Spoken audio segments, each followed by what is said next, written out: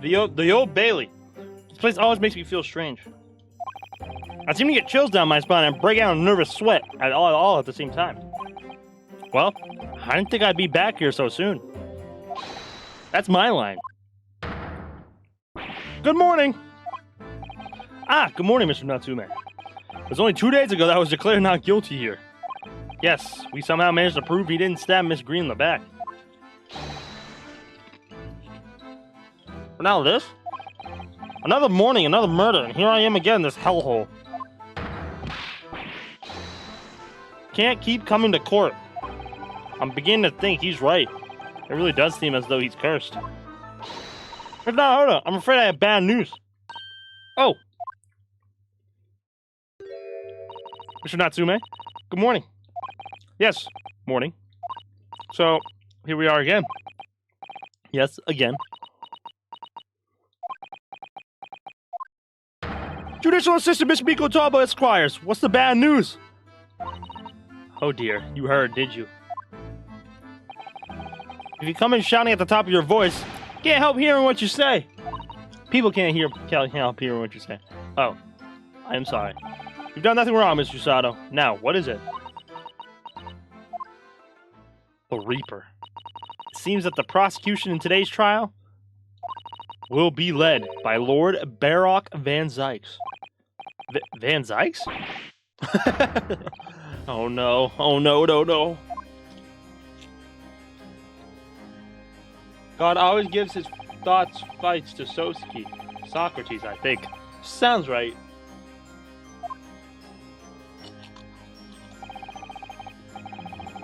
In trial 2 days ago, he pursued Sosuke-san and I relentlessly. Of course, by the skin of our teeth, we managed to pull through, but still. Perhaps Mr. Natsume's acquittal in the last trial wasn't the end of the matter, after all. Yes, I know what you're thinking. The legend of the Reaper that says, nothing can save a person in the dock when Lord Van Zieks is the prosecutor. Oh no. And even if that person is found not guilty, the accused will meet a mysterious end one way or another. We've experienced it firsthand. A man we successfully defended met the most terrifying end after his acquittal right here in the Old Bailey.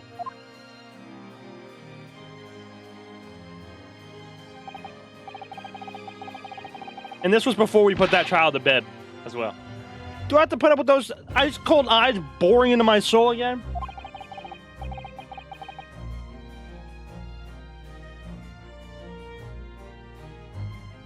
I don't need the cam, just put it on. Man, I took it off. I've always had it on. How'd you know I had it off, bro?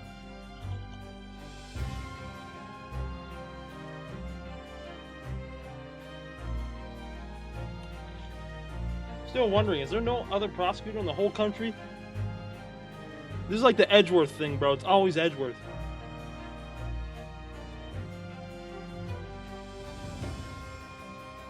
I think it's just the Reaper sees that we're defending and he wants to fight us, bro. I think that's how they explained it last time. Hair of petrifying perils, potentially. Well, if it's potentially, at least you appear to have hope, Mr. Natsume. Locum student Mr. Naruhodo Esquire. Ah, yes?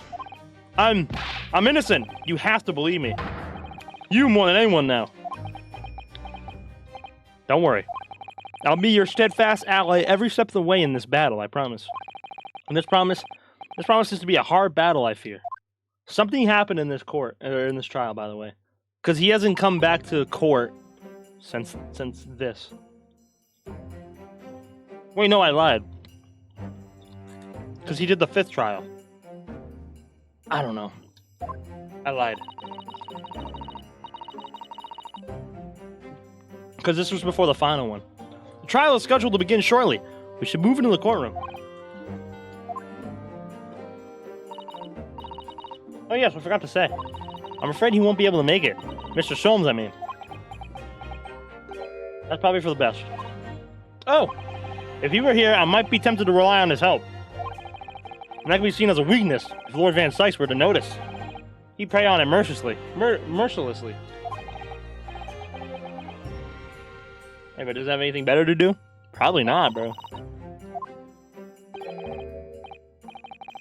You're right. Yes, you're so right. Oh, well said, locum student. Missionar Hodo Esquire, well said. I've sworn the sword on my side, and on the spirit cosmo that it harbors. I'll show him what a Japanese lawyer can do. I'll set you free with honor. Oh, yes! In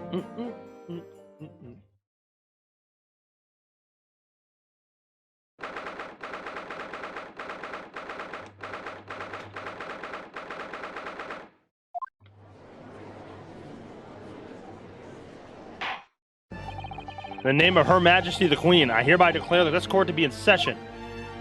I now call upon the counsels for the prosecution and defense to declare their willingness to proceed. Prosecution is ready. The defense is ready, my lord. Readiness for the trial, my lord Nippon's friend, is not what the defense needs. What you need is readiness for your inevitable defeat. It's not just in my imagination, it's really there. Lord Van Zieks has such an animosity towards us, Japanese for some reason. It was some time ago now that he first became known as the Reaper of the Bailey, I believe. These past few years, he hasn't appeared much in court at all. Yet now he's back in the courtroom, though for some reason. Only when I'm defending. See, there you go. But this Reaper, with his curious disdain for us Japanese, as a prosecutor shrouded in mystery. Because I remember, at the end of the final trial in the first game, it was just us two in here. He was talking about how he had a Japanese friend as well. I do remember that.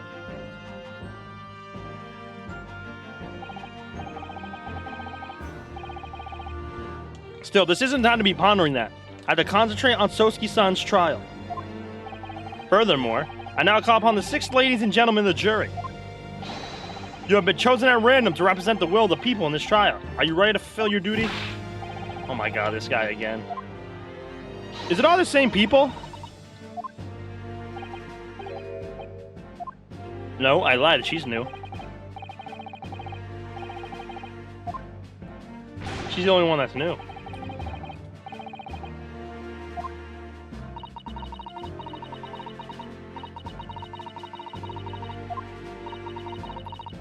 The British jury system is so different to our own, isn't it?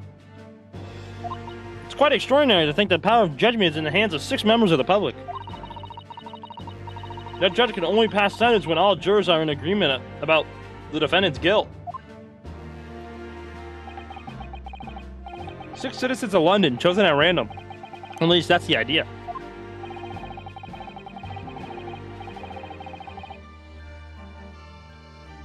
Prosecution will draw attention to the fact the accused was on trial here about 2 days ago.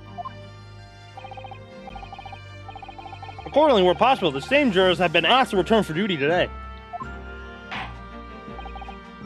Now, number 4 is new. I don't remember her.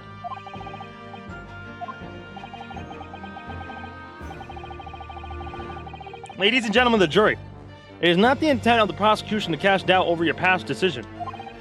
However, the innocent verdict afforded to this eccentric Nippons before has had dire consequences. The accused repent for his wrongdoing in that affair? Far from it. Instead, he uses freedom to perpetrate a most blood-curdling crime. Namely, that of attempted murder of his neighboring lodger, an innocent Englishman.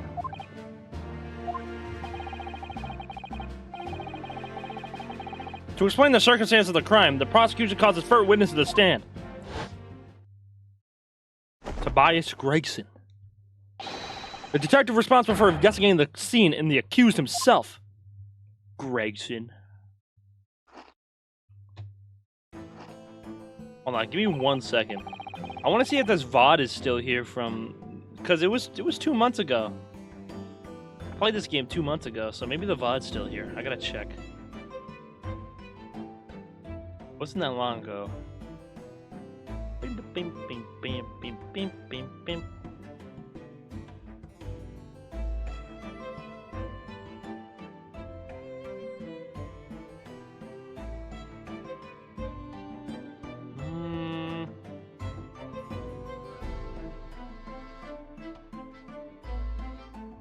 All my Spider-Man stuff are still here. Halloween, Gaiden, no.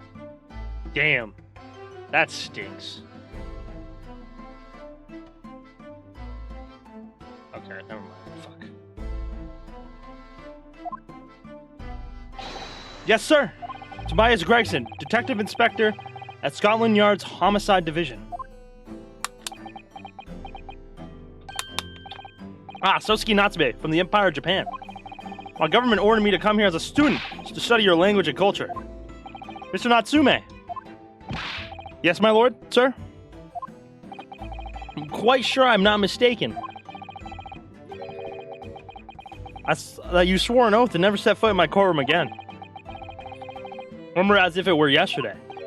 The day before, in fact, my lord. But close enough. Ugh, believe me, this is the last place I want to be. Inspector, let's hear from you first. Explain the case for the court. Right you are, sir. The incident occurred at the Garadev household, where the defendant has lodgings. Excuse me. In the ground floor room of the victim, Mr. William Shamspeare. The defendant has already admitted to visiting the victim on the night in question. Mr. Shamspeare collapsed in his room as a result of poisoning by strychnine. He was found the following morning when landlord suspected something was wrong and broke down the door. This means, I presume, that the door to the victim's room was locked at the time of the incident. Correct, my lord. It was locked from the inside, making entry or exit from the room impossible. Although the victim, Mr. Shamspeare, lives to tell the tale. He very nearly didn't. The man was halfway to heaven when we first found him.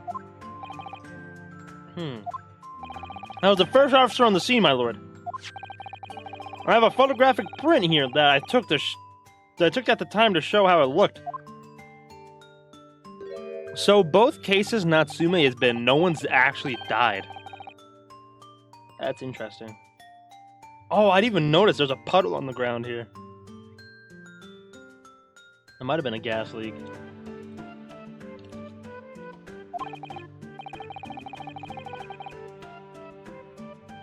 That's right, everyone present believed that is exactly what he was.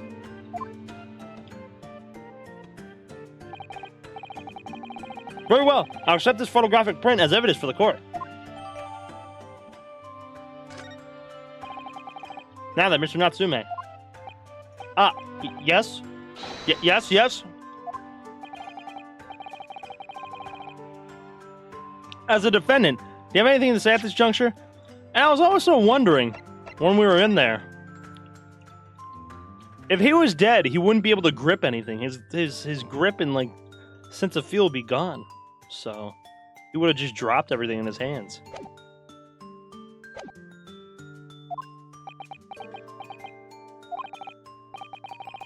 They're haunted. Haunted by evil spirits.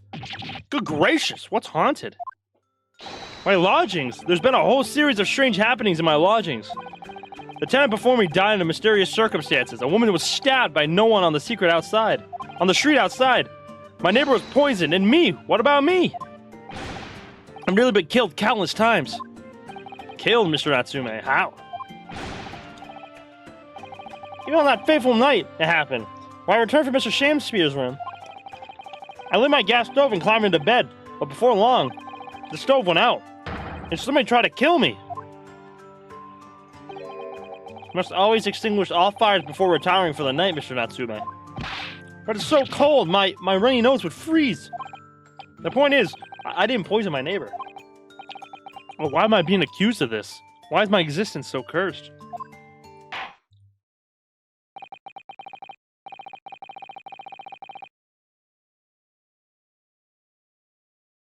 Yeah, literally none of his shit has been murders. Attempted murder. If I could raise one more point, my lord. One more conclusive point. Conclusive? Go on. Fortunately, the victim, Mr. Shamspears, has regained consciousness after his ordeal. And he has named the true culprit. Oh, here we go. The poison consumed by the victim was administered in a cup of tea that he drank on the night in question.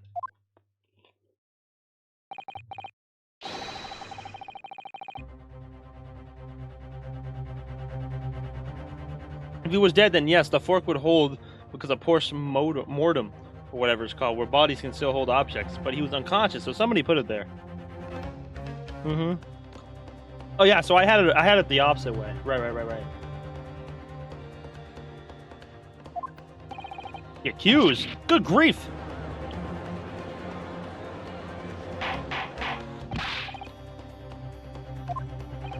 Yes, that's the crux of this whole case. If Sosuke-san is innocent, then why? Why has the victim accused him? Why has the victim accused him? Well, Mr. Natsume, what have you to say to this accusation? That evening, yes, I did take some freshly brewed tea with me when I visited Mr. Shamspears' room as a gift. I had like water outside, I was freezing that night, so I bought a bottle of water especially to make it. And this is the result. Never will I touch tea again. Never. The public pump was frozen, you say? That's not information we've heard before.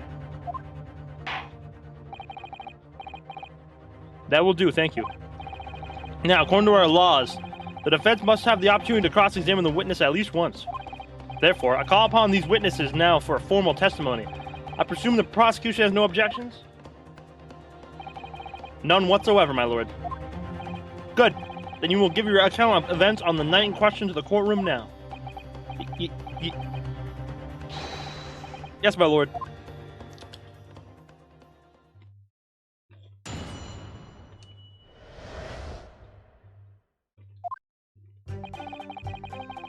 It was at 9 o'clock that evening when I visited my neighbor and I took some tea with me as a gift. I had a heated literary debate over a nice hot drink. Afterwards, I went back to my room at around 11. Our tea was completely harmless. He couldn't have locked the door behind me otherwise, could he? Tried, Shinine.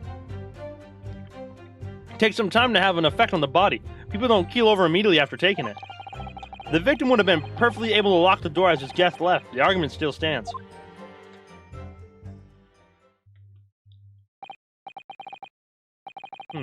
Yes, I see. It all seems relatively straightforward. Excuse me, but that testimony does raise one rather crucial point, I think. Mr. Natsume claims his tea has to have been harmless. Presumably, though. The teacups have been examined for traces of the poison, haven't they? Why didn't I think of that? Well, as it happens, no. We haven't been able to. Did I hear you correctly, Inspector? Scotland Yard has failed to examine the suspect's substance? How could you have overlooked something so important? Is that the first thing you should have done? My learned Nippon's friend is falsely incensed. The Inspector said Scotland Yard was unable to examine the tea. Not that it was overlooked. Unable? Why? It's simple enough. There was none left. Not a drop. Someone must have been very thirsty indeed. With current scientific techniques, it's not possible to test for poison under such circumstances. We only need a drop, but that one drop does actually have to exist, funnily enough. I call it bullshit. Maybe that wasn't tea. There was some tea spilled here, wasn't there? I call it BS.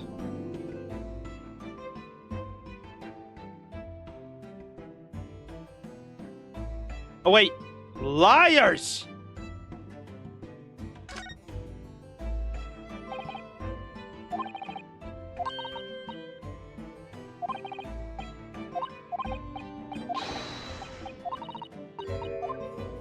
Liars! Toei! Hey, man.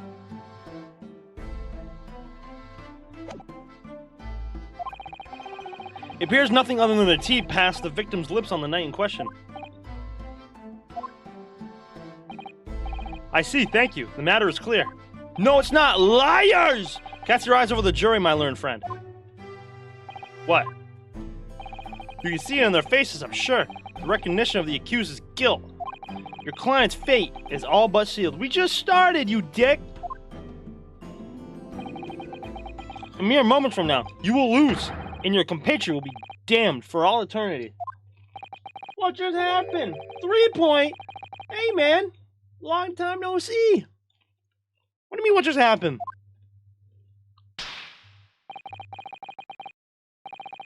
But I can't let them beat me down. I won't.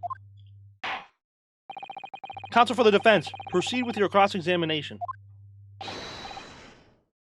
Yes, my lord. I join and hear all my fellows. Why?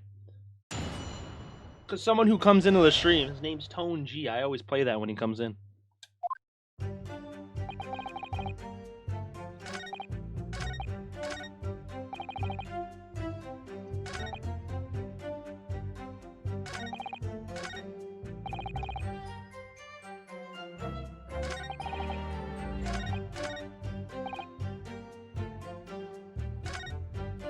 Why, is he your fella?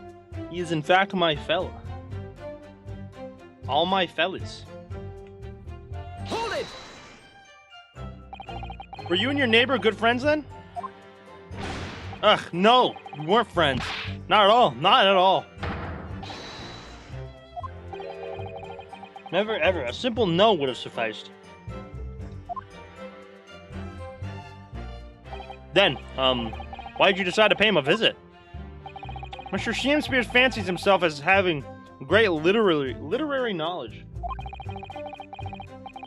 As a fellow scholar of English literature, we find much to talk about together. Come now, no Nippons could understand the finer points of English literature. And on the night in question, that was the topic of conversation as well, I presume? It was the day of my last trial when I was acquitted. I just arrived back at my lodgings. When I ran to Mr. Shamspeare outside the street. That was at around 6 o'clock. We exchanged one or two pleasantries, but it soon turned into a heated discussion. He was on his way out at the time, though. So I promised to visit his room that evening at 9 to continue our debate. But did I have ill intentions? No.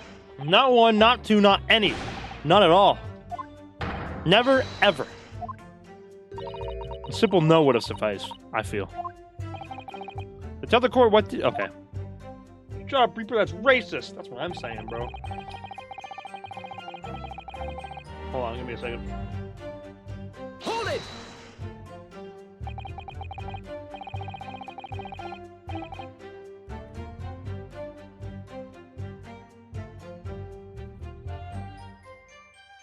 Literary debate about Shakespeare? About Shakespeare's work? I think you said, didn't you? Shakespeare? Ah, a very worthy topic of conversation, I must say. Oh, yes, my lord. Romeo and Juliet. Who was stronger? It was profoundly pleasurable parley. Romeo and Juliet. Who was stronger? I know I'm going to regret asking this, but how did the debate go? Well, we both agreed that we would reach a conclusion more quickly with a reenactment. So we battled it out in Greco-Roman style, naturally. What? Shamspeare had all sorts of costumes in his room for just such a contest. So when you say reenactment, you mean you were actually in costume? He as Romeo and I as Juliet. After a vigorous, wild tussle, I as Juliet came out on top. A victory I'll cherish forever. Ayo. I dare not imagine the terrible scene of carnage. A fucking yo, bruh. The fact remains that it was you who prepared the tea and I took it to the victim, correct? I boiled the water in my room and made a pot to take with me. I heard that he was too poor to have the tea for himself, you see. Con, I appreciate the raid, homie. W raid, man. I hope you're streaming well, bro.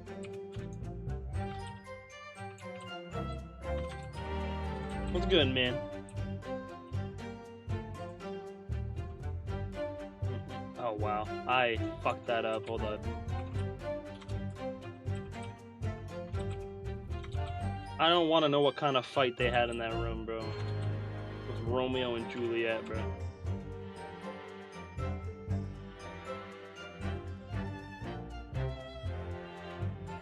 I went someone well. I had to solo queue. Yuck. I'm sorry to hear that, bro. It's the worst. It's true. There was no sign of any tea leaves in the man's room. I wanted to do something nice, to be friendly. So why is everyone looking at me with such suspicion? My team was harmless. Of course it was. And do you have any basis for that statement, witness? Bam, bam, bam, bam, bam. Hold it!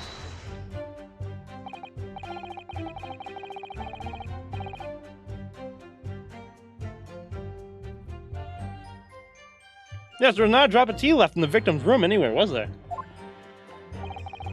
That's correct. Anyone would think the fellow had never had a pot of tea before. Must have licked it dry. Which is a pity because one drop was all we would have needed to analyze it for poison. And he said they returned home to your room. I 11 o'clock, Mr. Natsume? Yes, definitely. By heaven and earth, I swear it. The landlord was able to verify that as it happened.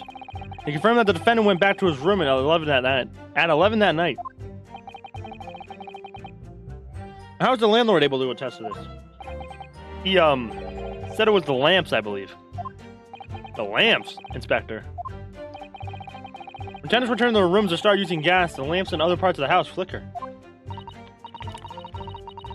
Yes, Mr. Gurdeb seems to pay a lot of attention to the comings and goings of his tenants.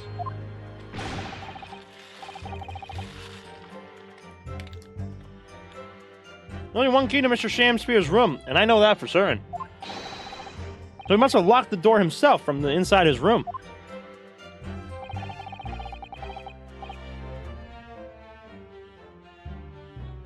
The victim has confirmed for that to be the case, yes.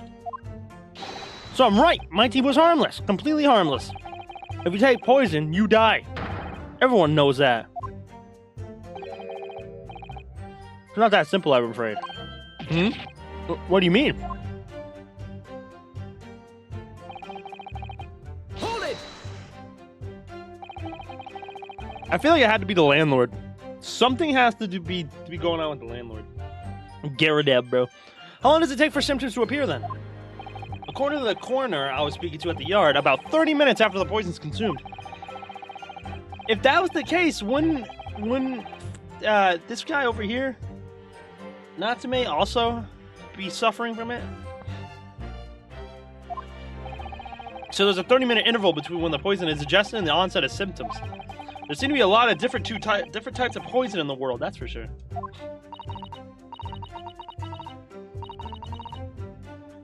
You know, Miss Olive Green had a weird key on her neck. Do you think it's related?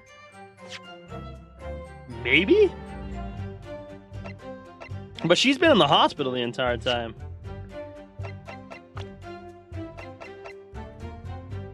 It doesn't show it right there. Interesting. Keep that one in mind, bro. 30 minutes is a long time. Certainly long enough for the victim to have locked the door behind the accused after he left. Can't deny that. And it further degrades Sosuke-san's alibi. The medical report from the doctor who examined the victim here, my lord. Spells out really, the accused is the only person who could have done it. Very well, the court will add this report. The court will add this report to the court record as evidence. Oh yes, I see it here. Oh shit. Is that Nugget? Hey Nugget. Hap. Cozy Hap. Hey man. Ingestion of small quantity of strychnine. Talkative vets present 30 minutes after high likelihood of the substance has been mixed with a tea, but no sample could be obtained from testing. Poison incident occurred around 1:30 a.m.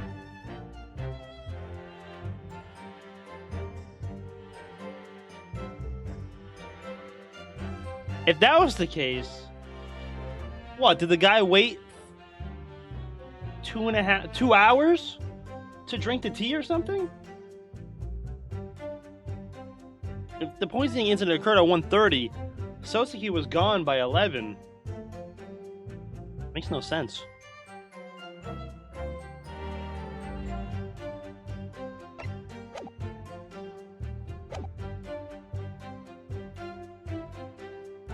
Hold it! Gotta go? Alright, Con. I appreciate you, homie. Thank you for the raid again, man. You have yourself a good night, bro. This is what Mr. Natsume has been saying, isn't it?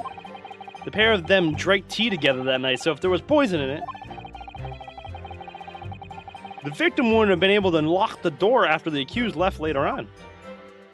Exactly. Me and my tea are innocent. Sweet and innocent, I tell you. I'm afraid, sir, that doesn't follow. You see, it's a slow-acting poison. In other words, it takes time for symptoms to appear. So you could have left the room up to 30 minutes after the victim drank the tea. As long as you did that, Mr. Shamspear could have locked the door after you'd gone. But no! We drank the tea straight away. There we go. The battle over whether Romeo and Juliet were stronger, that came after the tea. Do you have any evidence to support that statement? In my great homeland, the Empire of Japan, we have a saying. Drink tea while it's hot.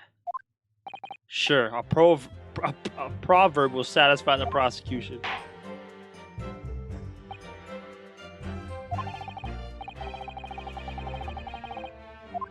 Interesting, isn't it? Very curious.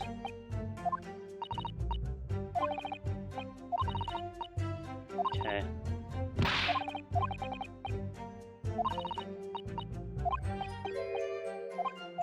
Come on.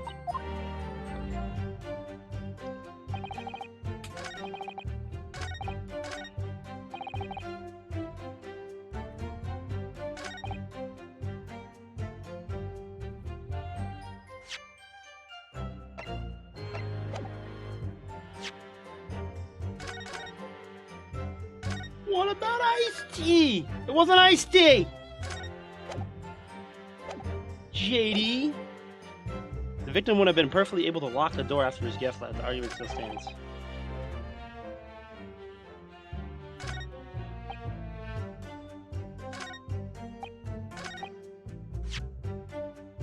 Objection! The argument still stands, you say? I think not, Inspector. Come again? I think you'll find you've overlooked a very significant chronological inconsistency here. What, the poison was frozen, legend? That's not how that works, JD. A chrono what? What do you want about?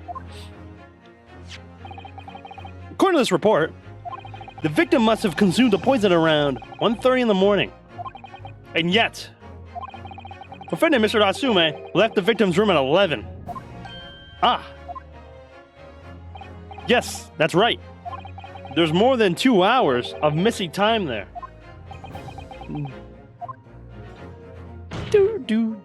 other words, if there was a poison in the tea that Mr. Natsume brought to the victim's room, how could the victim have fallen ill to it 2.5 full hours after the defendant left?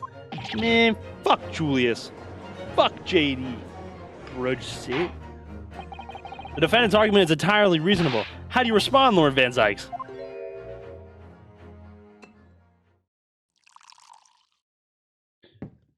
W. Miles, I appreciate you giving that to Stream Elements, bro. Stream Elements needs that, bro. Fuck Stream Elements. Fuck you! Pray forgive the discourtesy if my mind has wandered. Hey, man. I was considering what cuisine would be best complement the contents of my hollow chalice this luncheon. How could it have happened? You ask. I do hate to shatter illusions, but my Nipon's friend appears to be chasing a phantom idea. A phantom? Is it so hard to imagine the victim drank his tea after the accused had left? For example, at the time stated in the medical report, yes, at around 1:30. Objection! W early stream? Yeah, this is my usual time now. This is gonna be my main time with my work schedule. Mr. Natsume brought the tea with him to drink together with his neighbor. In Japan, there's a well-known saying: drink the tea while it's hot. Objection! Objection! And in my country, there's an even more apt saying. There is nothing more refreshing than cold tea. The point is, if there was such a long gap, there may be other ways to explain how the victim came to be poisoned. Other possibilities. What sort of possibilities, Counsel? Well, for example, the man could have had another visitor. Another visitor. I like that guy. Iced tea! It's not ice, it's just cold. It's a very bold assertion, my learned friend, from someone who has nothing to substantiate it. Or the victim could have taken the poison of his own volition. You suggest this may have been a suicide, Counsel? Objection! Mr. Shakespeare has categorically denied suicide. The idea can and must be discounted. Objection! Ice is cold, legend. So if I just have a drink that's cold, it's iced? It's not how that works, bro.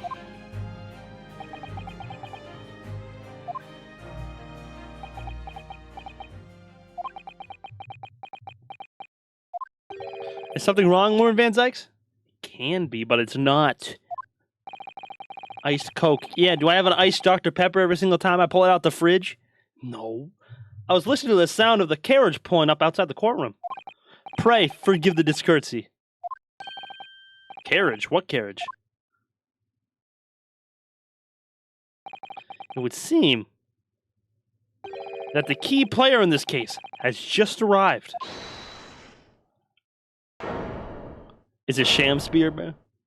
Your heart is iced. Joel, you son of a bitch. Why I oughta? Out, out, brief candle. Life's but a walking shadow.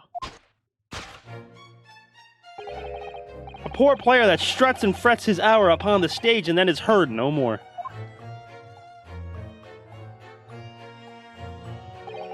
It is a tale told by an idiot full of sound and fury, signifying nothing.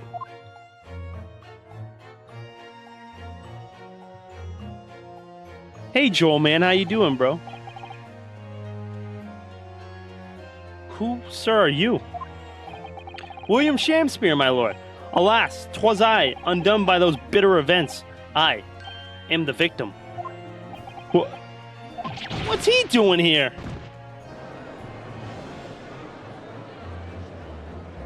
You seem like the type of guy to bite ice. Definitely not. But you do. Prosecution seeks to call this gentleman to the stand. Denied. With his testimony, my learned friend's futile resistance will be utterly crushed.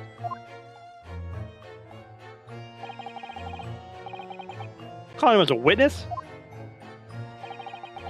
Very well, counsel. I grant your request with interest. I'm curious to discover what the court shall hear from the victim himself. I would never.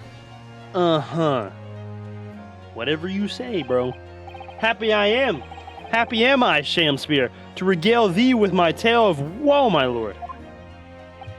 But, I sell my own tale to tell, my own tale of worse woe. I can regale the court with the tale of my perfect innocence and perfect English.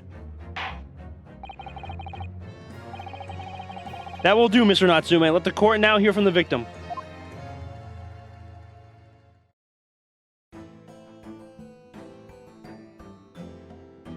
Who's this guy? All right, so that's Mr. Shakespeare. But who's that other man beside him? This was the postcard guy. I think we caught a glimpse of that man before. State your names and occupations for the court, please, witnesses. A writer of words so sweet they do scent the breeze, an inventor of ideas so profound they compose the earth. The unrivaled poet, the unmatched scribe, William Shakespeare, were the great bard to be recalled to life anew. Lo, what a magnificent man. Good fellows, I am he who ponders such a miracle, William Shakespeare. Oh, name's Meterman. Adrian B. Meterman. I work for the Alamont Gas Company, East End branch office. Ah, I remember now. It was yesterday on Briar Road. Oh yes, she's right, it's him. Can you not, Shakespeare?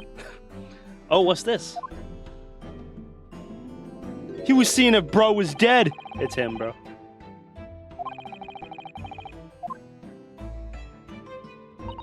Is something wrong, Mr. Naruhodo? Excuse me, could we have a word? Ah. Off he went.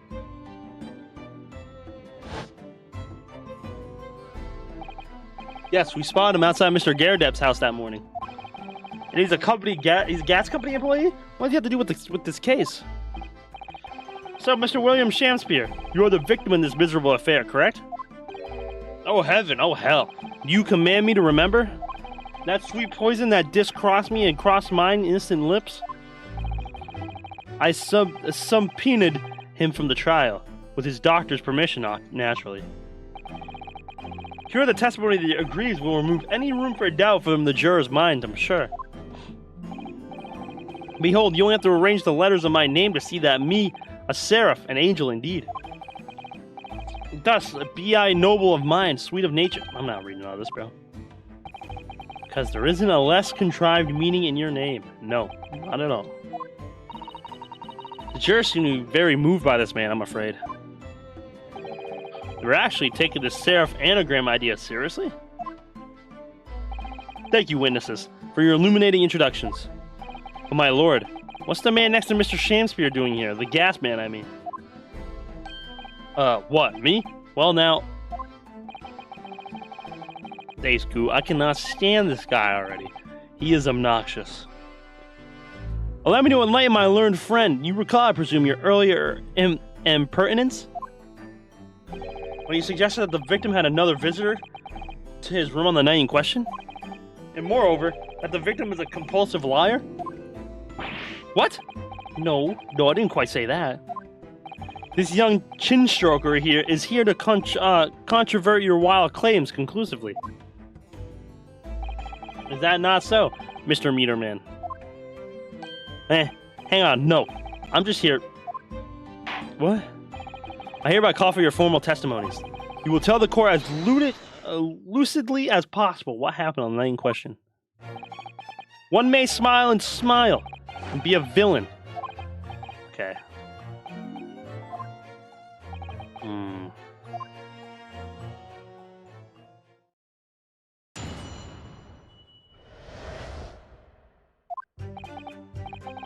The snow lay about. My neighbor did cometh in the evening, bearing a gift of tea.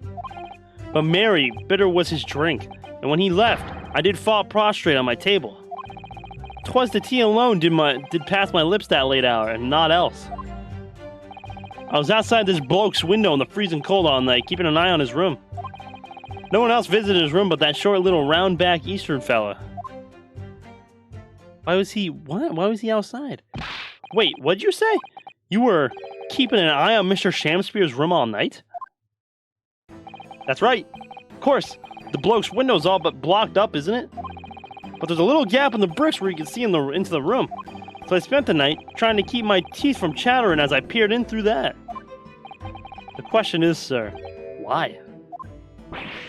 Ah, well now, that's because he's on my list. What a piece of work is a man. Wherefore wouldst thou not stare into wonderment? What are you talking about? This buzzing busybody hath not part in this play. I pray thee, pay him no heed.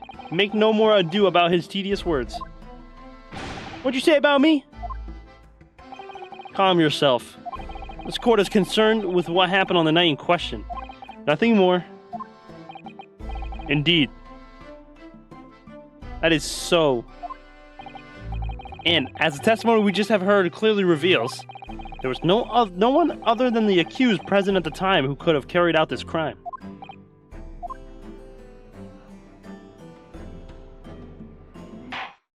I like the femboy more.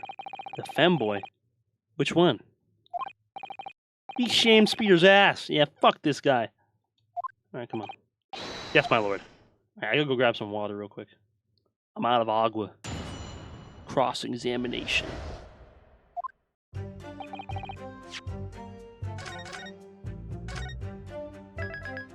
The fuck you mean, which one? This guy? Hold it! To be clear, by neighbor, you are referring to the defendant, Mr. Natsume? Oh, indeed, sire. Perchance Dallas would... Oh, I'm not doing it. What time did the mustache Nippon's friend visit your room? For the hour of 9. And did he come to tender a gift of fragrant tea? Details which are in accordance with the defendant's own testimony, yes. We were embroiled in such a literary debate as history hath not seen before.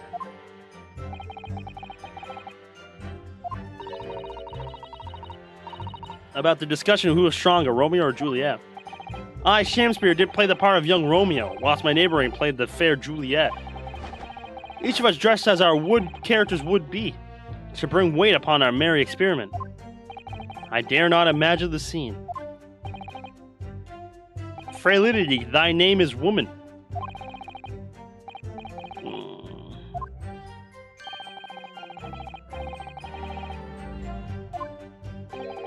Juliet beat Romeo up?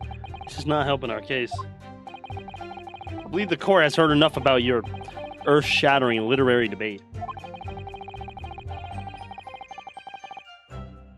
Motherfucker, you said which one? I meant the motherfucker from Ace Attorney, you cur.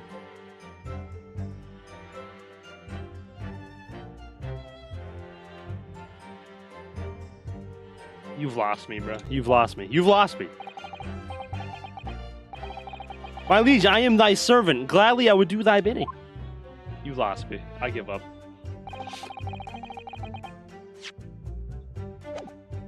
Hold it!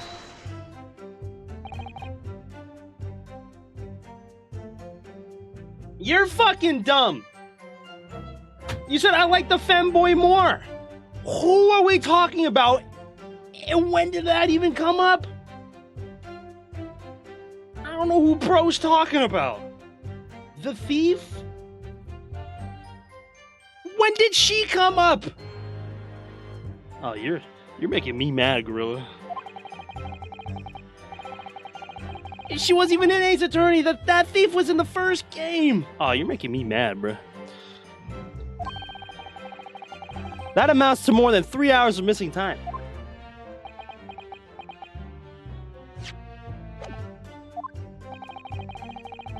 If the defendant really put the poison into your tea, that 3-hour window of time is something you're going to have to explain. Gladly, 'tis an easy task. I mean the AA one. What AA thief? When did the thief come into play? You're making it confusing. Why did you bring her up? From what? When did anything about a femboy come up?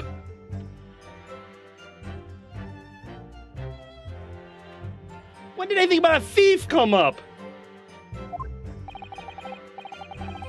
You're making me mad, bro. I did drink the tea, not while my guest did tarry. After he took you left.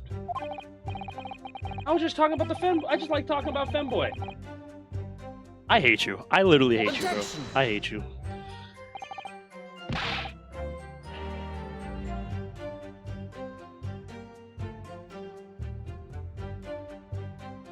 That doesn't sound normal. Nay, 'tis quite ordinary, sire. After all, us we will call a fiery debate. The Damask. You can't call me a fucking idiot when you just say, I like the femboy more.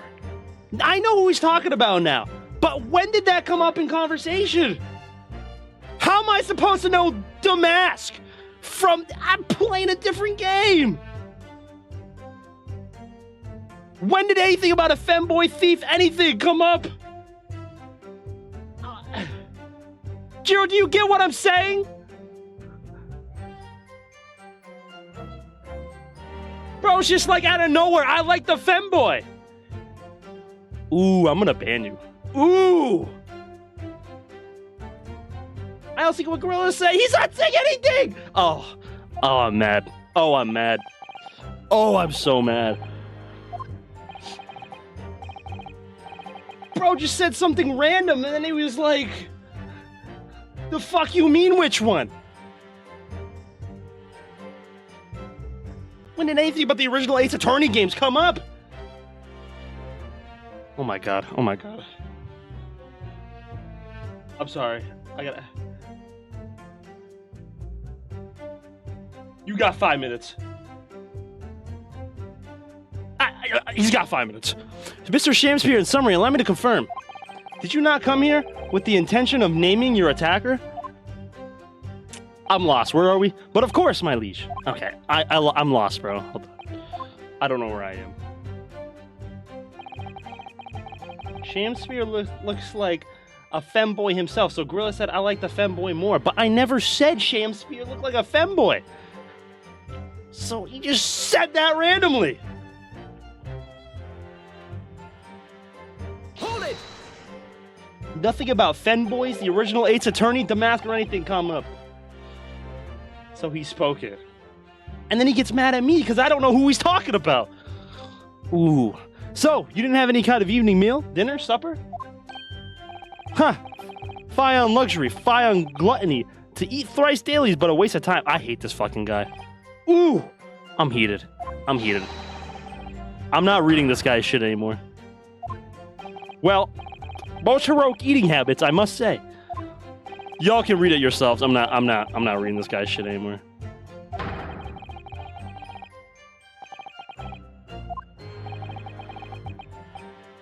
This guy's making me mad. For I have devoured them all. You've eaten them? Every word be within my skull. Didst thou imagine otherwise? Right. That wasn't misleading at all. Now, could you turn around, do you think? Which brings us to the conclusion that the only way the poison could have passed the victim's lips is in the tea. Huh.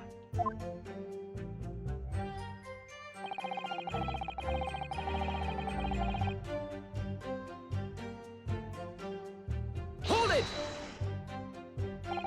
But the windows of that house have all been filled in. A historical artifact of now the now defunct window tax. Yeah, you're right there. All bricked up horribly. But as it happens, there's a little part of the brickwork at the bottom corner that's been opened up. I was looking through that gap. Yes, there were a few bricks loose, weren't there? And for some strange reason, a couple of bars of soap wind up on the ledge outside as well. I don't like going around poking my chin in other people's business, especially on freezing cold nights. But them's my orders, so that's what I'll keep doing. As long as there's breath in my body. As long as there's breath in my body.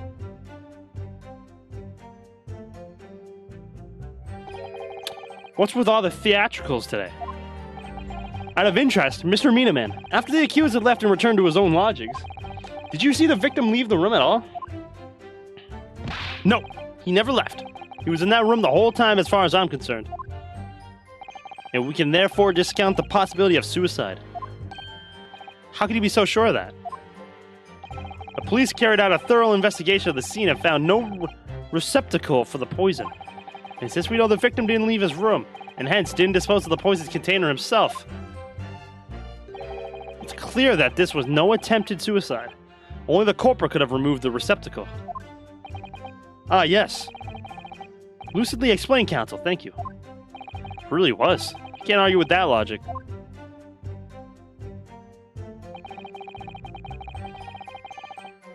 Hold it! You say a short, little, round-backed Eastern fella. So you can't be sure it was the defendant then. Objection! How many other short, little, round-backed Nippons with a mustache do you think there are in London? Well, of course. It's only a narrow gap, but it was quite dark, so I didn't notice the mustache.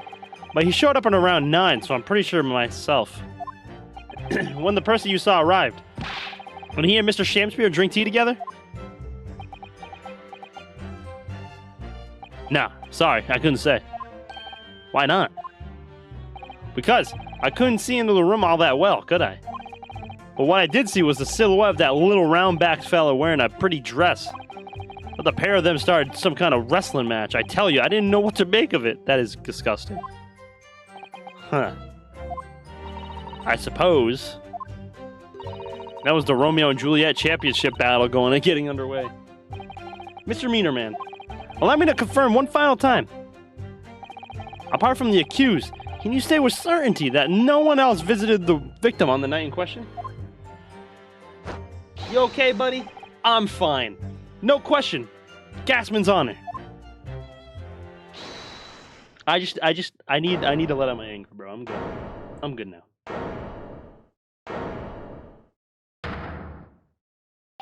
My lord! Goodness me! Yes, Mr. Foreman? I've kept my mouth shut and listened up till now, but this has gone on long enough. Are you all with me? Yes. Oh, wow. Are we to understand that you ladies and gentlemen of the jury are in agreement with one another? That you've reached a unanimous decision? Too right we have. Are you all with me? So, if he thinks he got poison, where could he have even got the poison? Wait, no. The defense is in the middle of a cross-examination. To be honest, I was holding out a bit of hope for you, young man. Especially after you identified those few hours that followed the accused leaving the victim's room. Yes, the 3 missing hours, as you put it. But in the end, what difference do they make?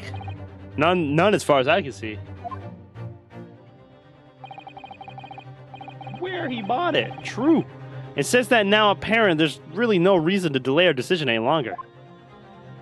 Like I was saying before, if I don't take 5 bob home with me tonight, the missus will blow her top. What's that?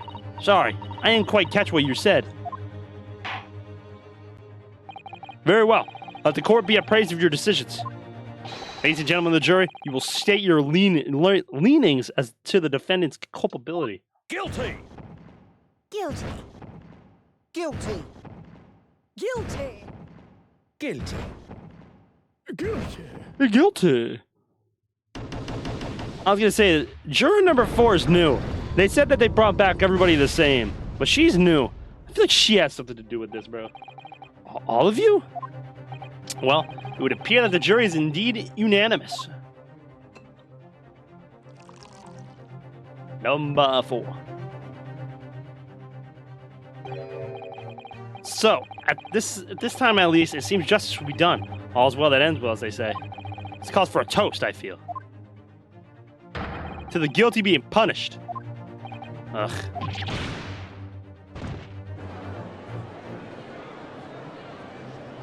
Get up, Mr. Naruto, please. Trial isn't over yet. What do you mean, Mr. Sada? What about the information I found in this encyclopedia of British law I have? The obscure right that belongs to the defense in these situations. Remember? How could he remember, bro? It was 2 days ago he did that. A summation examination. Yes, that's right. We don't have a jury in Japanese courts, of course. But here in British court of law, if we could reverse the decisions of a majority of the jurors, we could force the trial to continue. This is like my favorite part. I love the summation examination. The trial can't end now. But whatever it takes, I just can't let that happen. The defense moves to invoke its right to a summation examination, my lord. Am I not surprised at my learned upon's friend's inability to admit defeat? Yeah, I know. You choose to cling desperately to some archaic rule you barely comprehend instead of accepting the truth. We've used it like 5 times against your ass and won all of them, bitch. Certainly no other defense counsel in recent times has accessed the right to a summation examination. Because they all know that once the jury's mind is set, it cannot be altered. Nevertheless, the right remains. It must be upheld. The defense counsel request is granted. This court will proceed with a summation examination, as outlined in the Encyclopedia of British Law. Thank you, my lord. Are you and your fellows prepared, Mr. Foreman? Believe me, my lord, we all know about this young lad's tenacity. We're ready for it. Very well. In that case, ladies and gentlemen of the jury, I hereby call upon each of you to state the grounds upon which you find the defendant guilty of the crime for which he stands accused.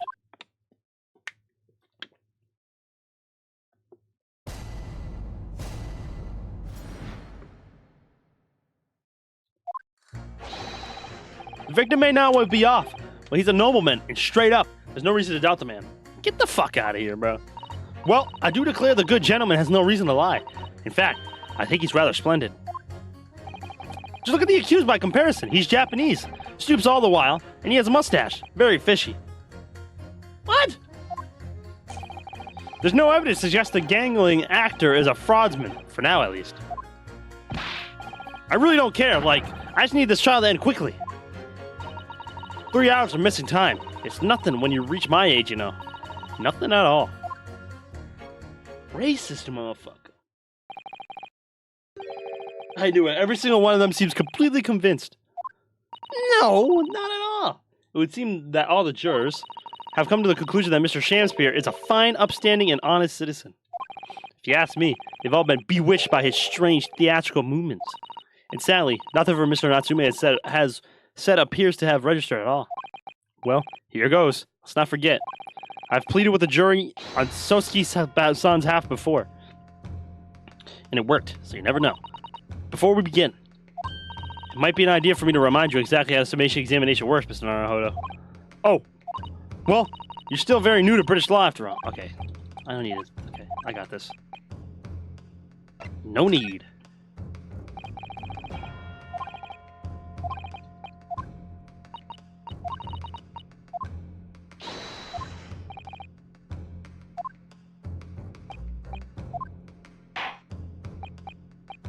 Come on. We got it.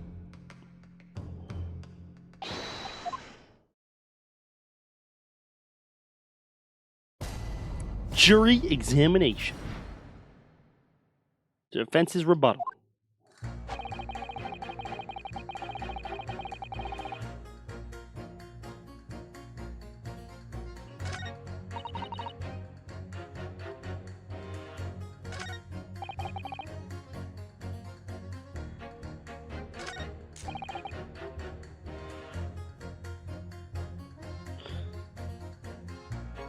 A fraudsman? I mean, he's not well off. I think it's gotta be 1 in 4.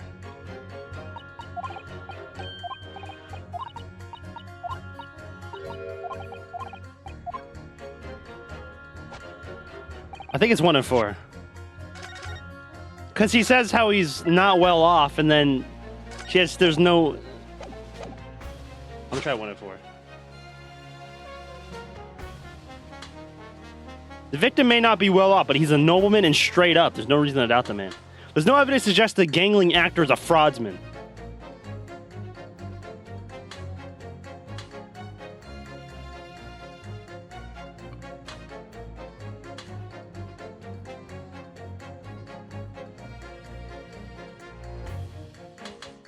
Objection.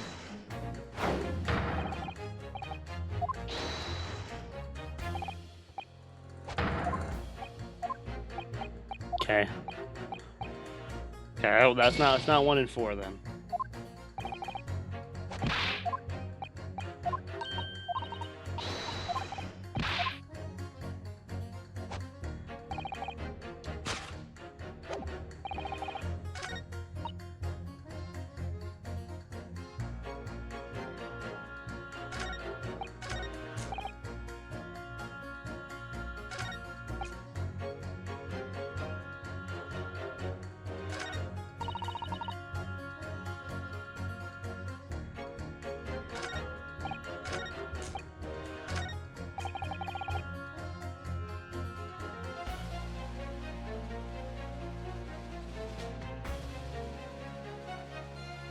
Oh, I can press. Hold it! Forgot I could press. No. Not one of those things is a reason to find the man guilty. But he is fishy. There's no point dancing around the fact. He's Japanese, has a mustache, and he stoops. You see, you arrive at the conclusion in just 3 steps. 3 steps, like a waltz, in fact. You know, the more I think about it, the more this trial seems like a dance. You seem to be several steps ahead of yourself, though. And you're on the wrong foot. No, there's nothing but circumstantial evidence here. There's no actual proof of the defendant's guilt. But the victim's version of events is backed up by what the big chin man next to him says, isn't it? 1, he saw the Japanese man there. 2, he saw no one else. And 3, he saw the Japanese man there. Oh, there's another 3 steps. Well, this really does seem like more like a waltz, doesn't it? All right. There's nothing there. Hold it! A fraudsman? What do you mean by that, madam?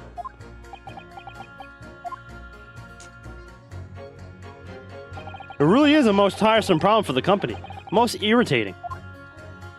We can be absolutely certain that a customer is stealing from us, but without hard evidence, we can't even threaten to take action for fear of being sued. I'm sorry, you've lost me a little there. Who are you? I'm the wife of Augustus Altamont, owner of the Altamont Gas Company. Good gracious! Altamont Gas, you say? Gas is the future of energy in this country, around the globe, but proper handling is essential.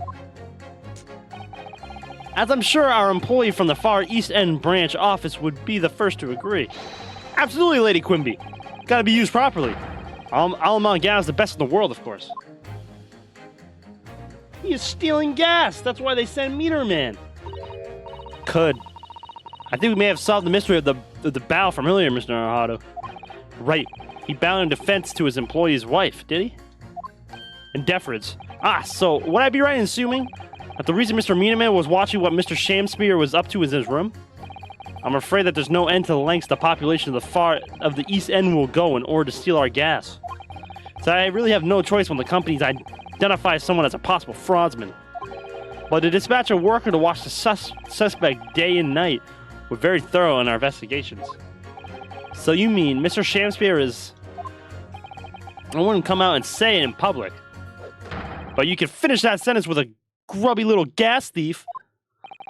You have noticed the public gallery in here, have you? The eye of man hath not here.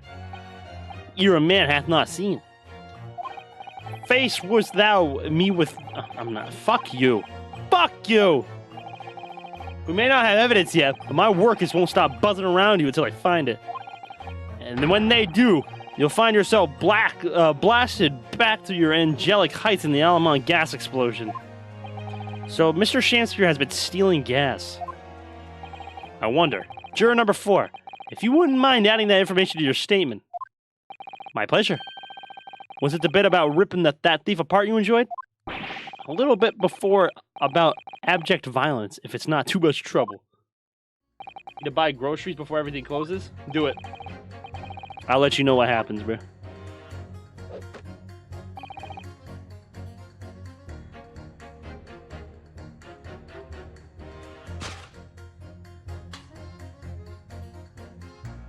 Objection! Fuck you. God damn it. Okay, fine. Let me just press everything real quick. Yeah, no reason to lie. I mean, he's stealing gas. Maybe it is 4-1 now.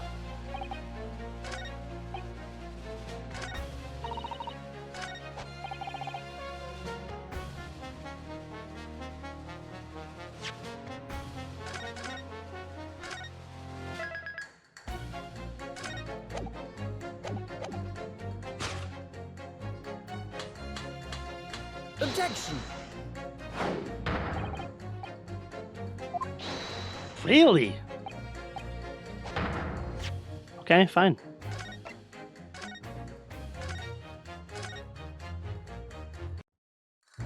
Thought that would have been it.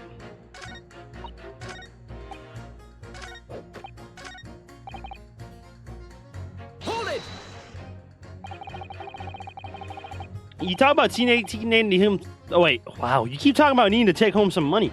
What's that all about, sir? Finished last. That's what it's all about. That's what it's about. What's that? I'm talking about that derby at Hyde Park, aren't I? It was the Queen's Cup last week, wasn't it? A derby?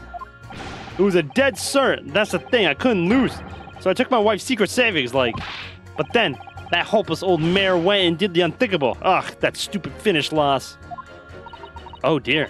I think it's clear what happened, isn't it? This is the day that Mrs. uses up her savings for a trip down to the pub. So come on, let this business lie now. Just give it up. No, that's not going to happen.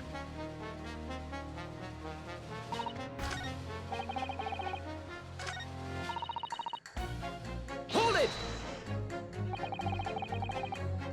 What do you really mean by that, sir? Well, I'm not one to boast, but I get up at 5 every morning I do. At 5? You're a really early riser then, aren't you? What's that now? I said you're an early riser. Oh, well, I wouldn't say that. I mean, I like to while away the hours in the evening reading books as well. But by about 2 in the morning, I'm usually too tired to go on. He sleeps at 2 in the morning? He gets up at 5? Oh my, that means he only has 3 hours of sleep each night. What's that, dear? Only 3 hours of sleep each night! That's right. You see, 3 hours of missing time. Like I said, it's not much, is it? This really isn't helping.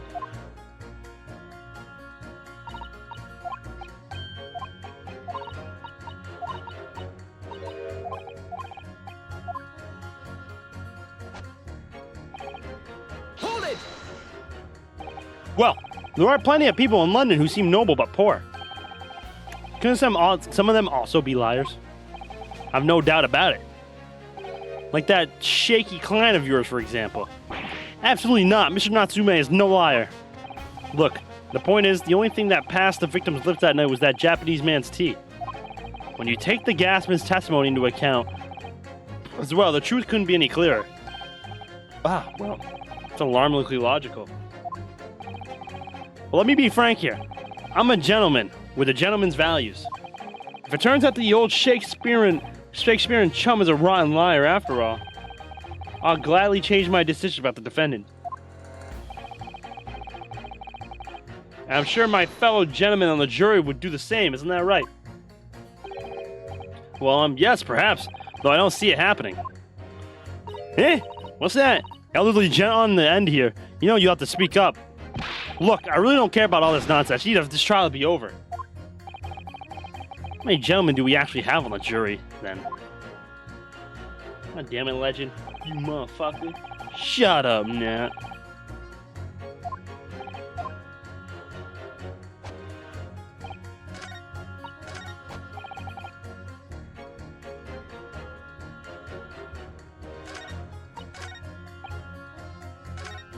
Don't tell me to shut up. Shut up! I say you believe the man to be trustworthy because he's rather splendid? No, that's not what I said. The point is, the man is the victim here. What reason would he have to lie?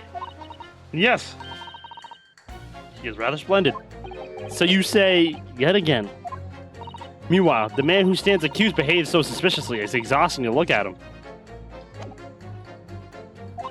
I'm afraid he's not splendid at all. Splendid logic there, madam. Thank you so much.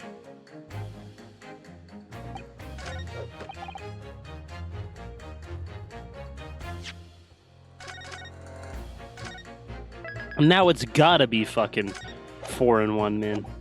It's gotta be. Objection! There we go. These two statements clearly contradict each other. Good gracious! To whose statements do you refer, counsel? Juror number 1? Yeah? What are you yelling about, lad? I presume you've heard juror number 4's statement, made by the wife of the owner of Altamont Gas. Well, yes. The victim, who you claim to be a noble, straight-up man. In fact, turns out to be a common thief. So the good lady says, but there's no evidence, is there? You and I both heard them say as much. It's true. We don't have any evidence as such. Just yet. The claims aren't baseless, you know. What? You heard me.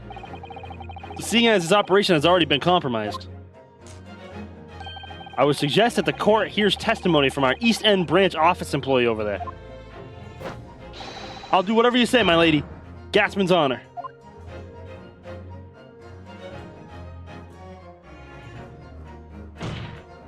Juror number 1, you say you're a man of your word. If I could show that Mr. Shamsmere was a liar, you assured me. And you would reconsider your decision about the defendant's guilt. Yes, I did say that. And as a man of honor, I'll hold to it, as I'm sure the other gentlemen of the jury will. Me? Oh, well, yes. Now that we've found out the man's a liar, perhaps we ought to consider the matter further. Well, I'm perfectly honest. I haven't heard half of what you've all been saying. So this means you'll recap a few points that would suit me down to the ground. Oh no, I'm not having any part of this. I want the trial over and done with. In that case, I shall change my leaning. So, Mr. William Shamspeare, if that is your real name, we of the jury demand to know exactly what kind of man you really are. Boom. Dum dum dum dum.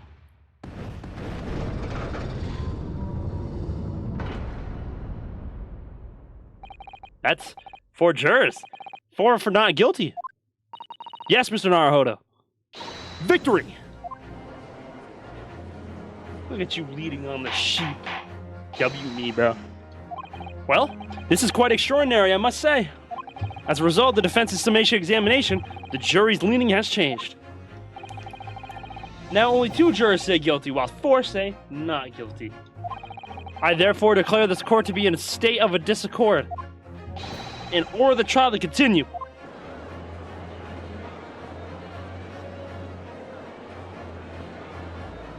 Do do do do do. You have spoiled the bouquet, Mr. Shamspeare. The ladies and gentlemen of the jury now find they are unable to trust you, the victim. But you gods will give us some faults to make us men. So God mend me. I do swear. This gasman speaketh the which concerns him most, not but gas, nothing but thin air. Aye, it burneth bright a while, but it hath no substance, and it doth reek foul. Oi! What'd you say? Do I take it, Mr. Shamspeare, that you deny the allegations of gas thievery? Most heartily, my lord. Hast thou forgot? I am as seraph, an angel. Noble of mind, sweet of nature, and verily, honest of heart. You flowery-mouthed, pompous beanpole, just cause I haven't gotten the evidence yet.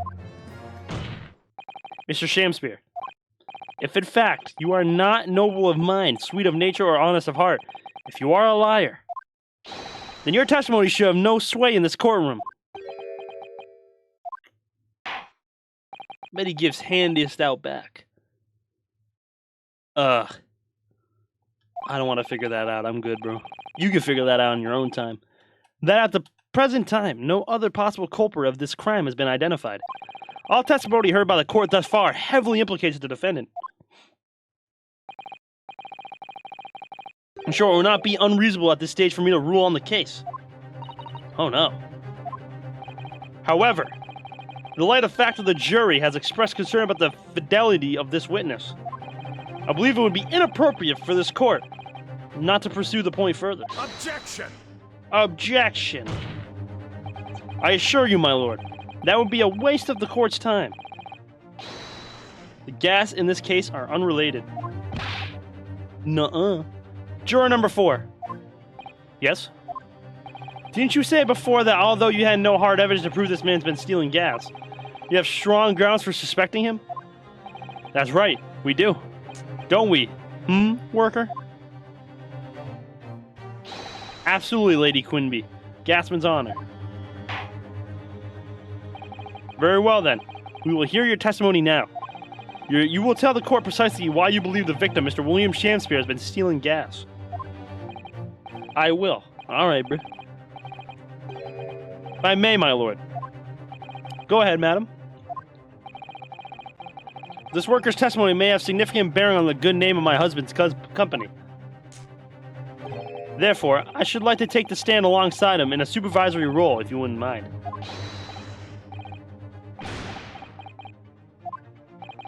Very well. As an exception, I shall honor your request. Thank you, my lord.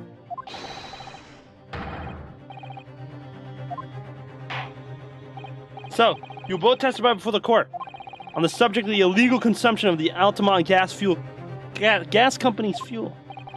Yes. Is that clear, my good man? Clear as Altamont gas, my lady. Which is the clearest in the world. Can you stop doing that? Do you think the gas has gone to his head, Miss Susato? I think the man is just a very dedicated employee, Mr. Naruhodo.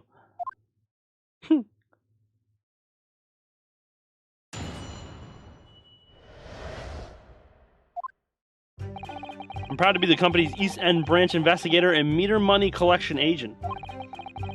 Altamont Gas meters accept thirpenny bits, each coin giving customers about 2 hours of gorgeous gas. And yet, the meter in Mr. Shakespeare's room didn't have a single coin in it. The meter doesn't appear to have been tampered with, though. And the collection agent has the only key. Somehow, he uses all the flaming gas he wants without paying a penny. If that's not thieving, what is?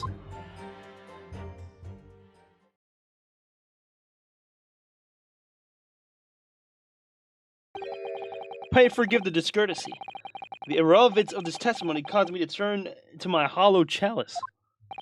What do you mean by that remark, Lord Van Zieks? Did the mustached Nippons poison the gangling excuse for an actor, or didn't he? That is all that should concern this court, and yet now we must listen to this abhorrence. Aberrance. Clearly what separates the vast British Empire and your Easter Island nation is more than geographical distance. But this could turn out to be crucial testimony. The cross-examination must go ahead.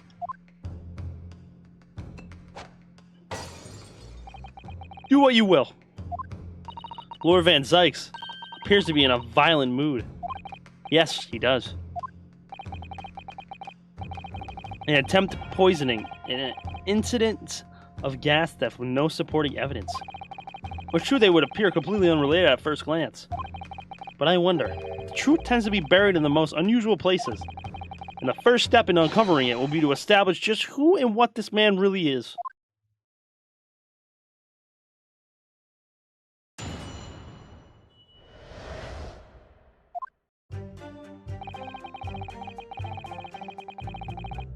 Hold it! So does that mean you enter people's houses in order to empty their gas meters? That I do. Have to try and catch people when they're in. Then I ask permission to come inside and do my business.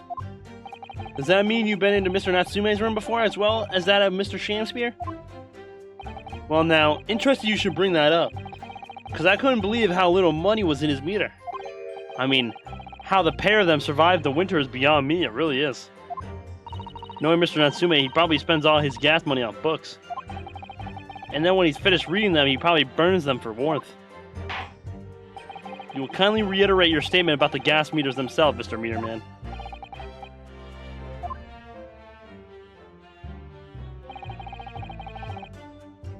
Hold it! So all London's houses that have gas supply are fitted with these gas meters, are they? The latest model, the height of technology, developed by our company, Altamont Gas. And anyone who uses our gas will have one of these meters in their property, yes. So if a 3-pence coin gives 2 hours of gas, most people would use about 3 coins in a night. A bit more than that usually, if they have both gas lights and a gas stove, that is. Thinking about it, Sosuke-san doesn't have a fireplace in that room of his, does he? Some people still choose to use candles, of course, and only have a gas for heating. Ah yes, I do remember seeing candles in Mr. Natsume's room actually. And how does the money in the meter get back to you as the gas company? Every 3 days, gasmen like me visit properties in the gas supply and empty the meters of coins. I must say, the design and manufacture of the new meter cost the company an awful lot of money. But happily, it did put a stop to people not paying their dues for the most part. Ah, because they have to pay in advance, you mean? Yes, exactly right. Hold it! Out of interest, how long has this been going on? Weeks and weeks! He's been pinching gas off us for ages. And you've examined the meter in Shakespeare's room, I take it? Naturally, we took it off the wall and went over it with a fine-tooth comb. You found nothing suspicious at all, I presume? Hold on.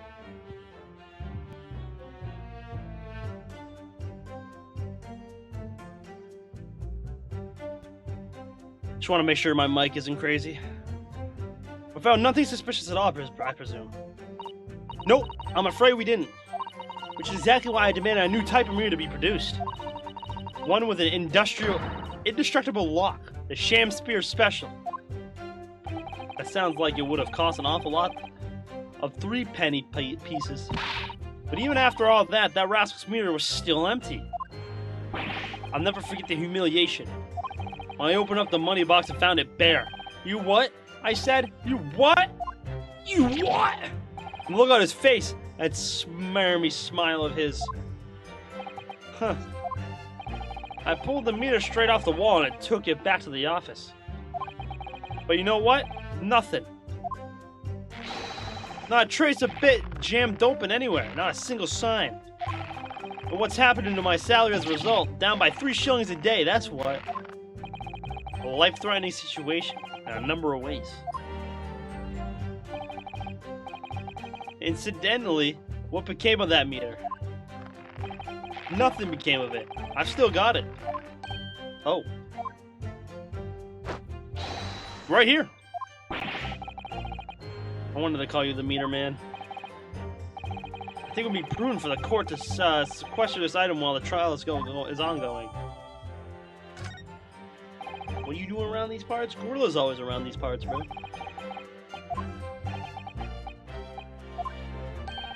Though I would say it has much value as the contents of that meter. Oof.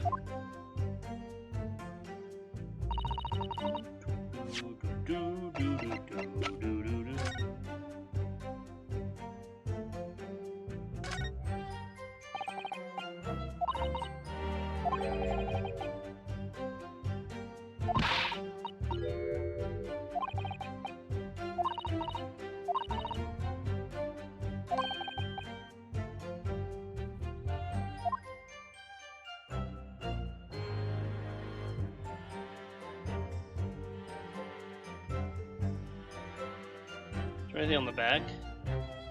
Anything on the top? Anything I'm missing, bro? Not really. Wait. Hey, what is that? Oh! What's that? Have you spotted something, Mr. Naruhodo? Just here, there's a little hole. Do you see? Goodness, you're right. I wouldn't have noticed. Not a very neat hole, is it? Not professionally made, I'd say. So you think it might have been opened up by Mr. Shamspeare? Possibly. It seems the people at Altamont Gap must have missed it. Or it certainly seems to go all the way through the inside. But there's no way a coin could fit through there. That's true, but even so, it seems more than a little suspicious.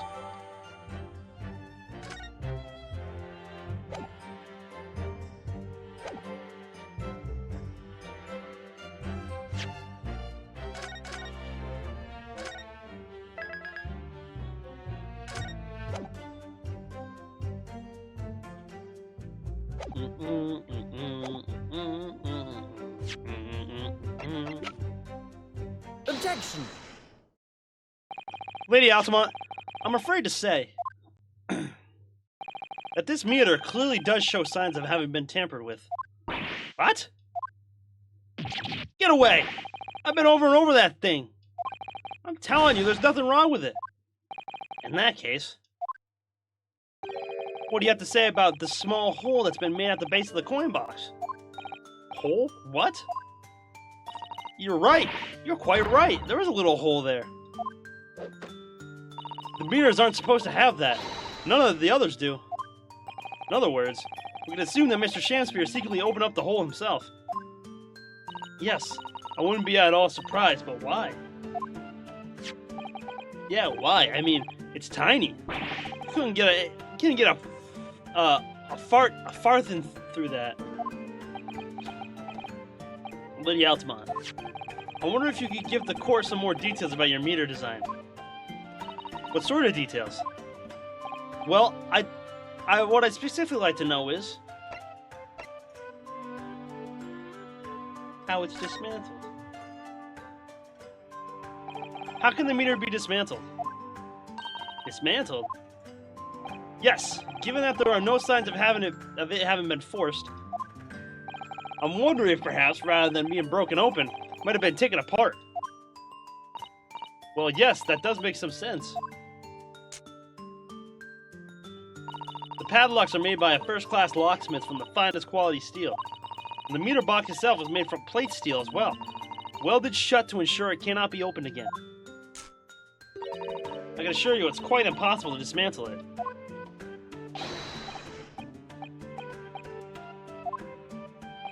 I see.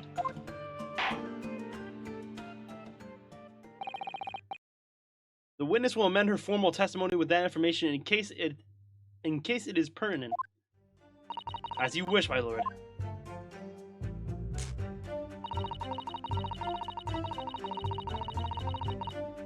Hold it! I'm back. What I miss?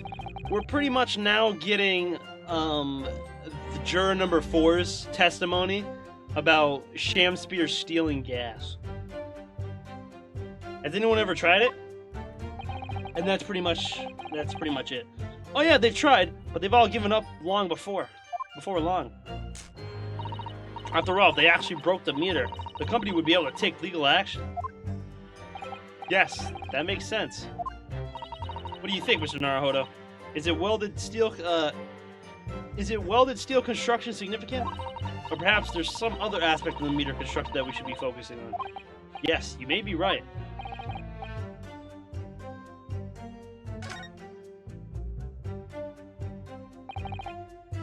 How does the meter tell the difference between different coins?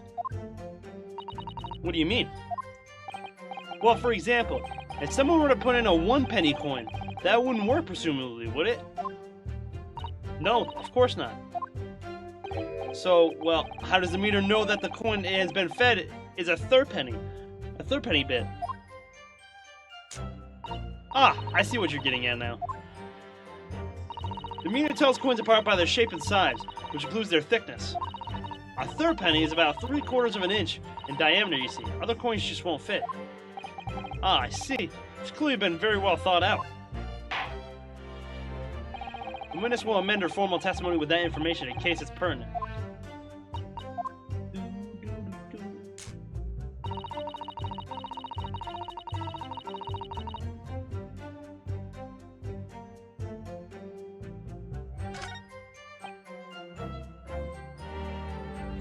Hold it! How do you know that he's been using gas, though?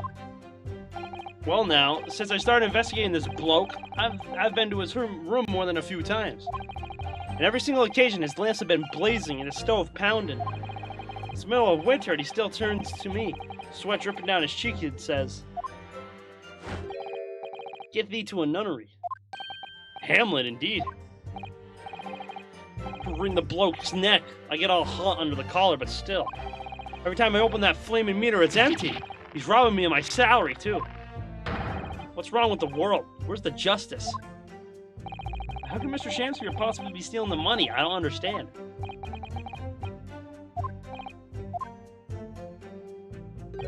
Toast. So you eventually realize that the gasman could be an accomplice. You what? Good lord. Eminently plausible indeed. Well, what do you have to say for yourself? Oh, please, Lady Quimby, I'm a faithful worker. And besides, if the money us gasmen collect doesn't tally with how much gas has been used, you dock our pay by the same amount.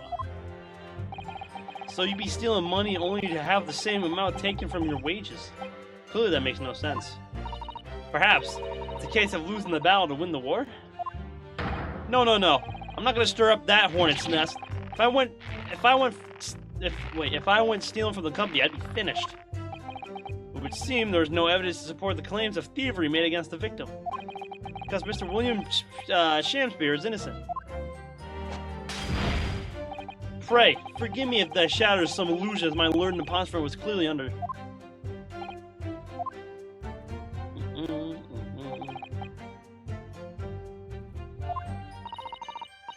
It's only the meter in Mr. Shamspear's room that's under suspicion. It does seem as though perhaps it has nothing to do with the... Excuse me.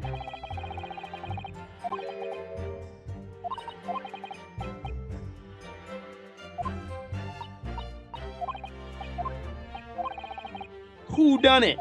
We don't know yet, big meat. We got no clue.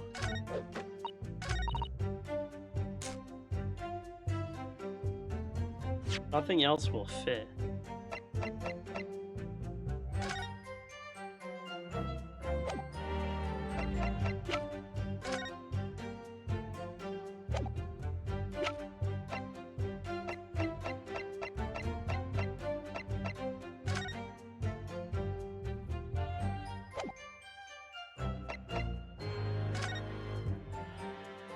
Could he have stuck the envelope in? I don't know what that would do.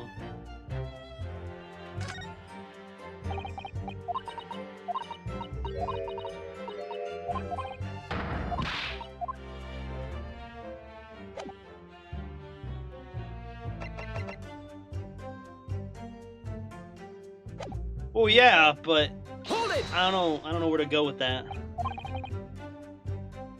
It would seem that anything matching a 3-pence coin exactly turned diameter and thickness could equally well be used. Would that be true? Well, yes, in a way. The weight comes into a certain extent as well. We've thought of that though anyway. If I find any fake coins inside the coin box when I was empty the meter, the contract says the customer has to pay 100 times the amount they diddled as a fine. We live for moments like that, us gasping do. Lives for them. But we've seen the gas company has thought of everything. How big are third penny bits? About 3/4 of an inch across. What do you think, Mr. Hardo? Is this 2 centimeters measurement significant? Perhaps there's some other aspect of the meter's construction we'd be focusing on.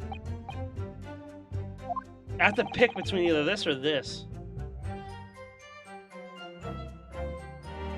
Like asking about whether the meter can be dismantled. So what makes more sense, the dismantling of this or how big the coin can be?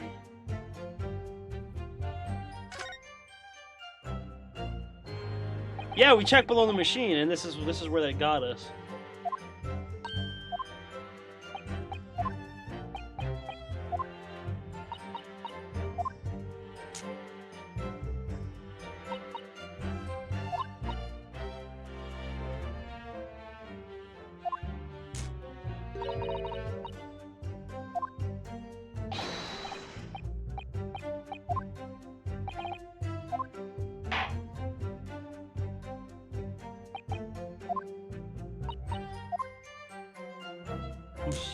Oh, I'm confused. The joints on the meters are welded shut. The lock is made from solid steel. There's no way to dismantle it.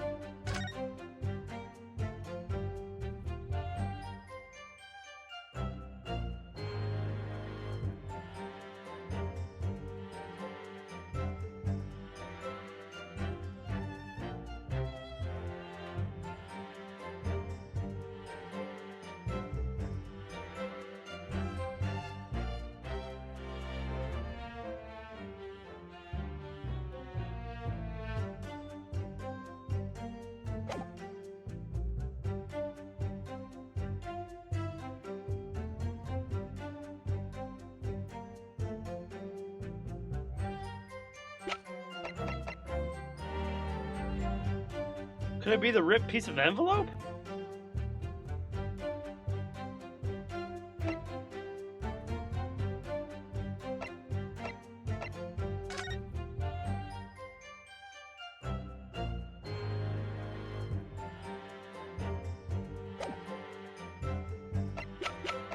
There's no way the soap fits.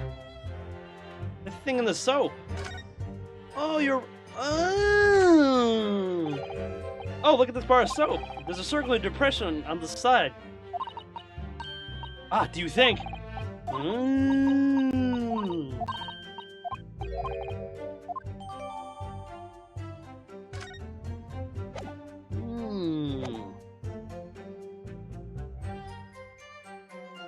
Oh, so maybe that's what that leak is at the bottom. That's why they're out on the. That's why they're out on the ledge. This little rat, bro. This little rat. Hold it!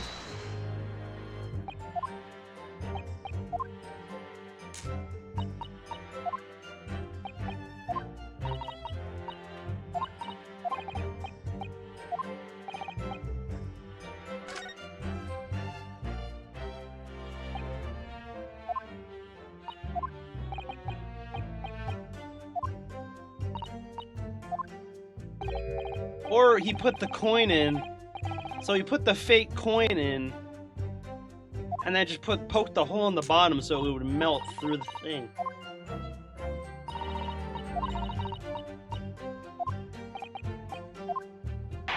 Little fucking rat.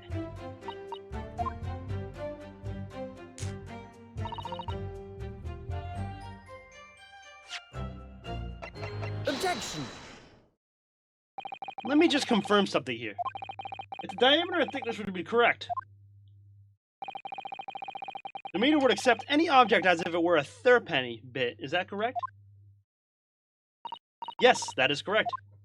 Well, by something of a coincidence, while we were investigating in Mr. Shamspeare's room, we found a particular item that matches the dimensions perfectly.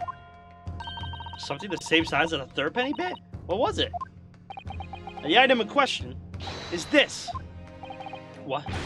Have you been inhaling gas? It's a bar of soap. It certainly looks nothing like a thirpenny bit, I must say. It looks like I'm going to have to point out exactly what I mean here.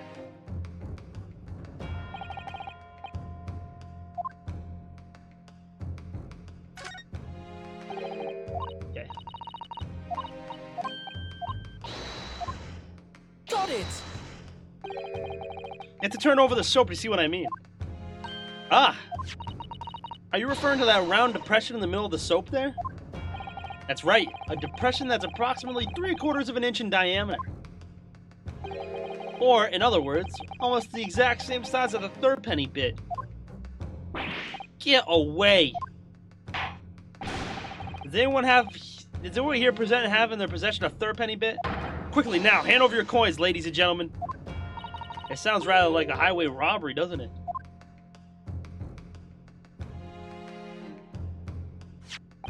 And thanks to a kind member of the public in the gallery, here have a thirpenny bit. And to see if it fits. My word, it couldn't be more snug. Yes, as I suspected. This, without a doubt, is a vital clue to explain how the Altamira Gas Company is being defrauded. Well, I don't believe it. Bam, bam, bam, bam, bam, bam. So, your assertion amounts to what? That some inferior bar of soap has a tentative connection to the theft of gas? Yes. The depression in the soap was clearly made by a thirpenny bit. I must concur at least that pushing a coin with some force into a poor quality bar of soap such as this is a remarkably simple way of replicating the coin's shape. And then you could use, well, some melted wax or something to pour into the mold. You can make fake coins in no time.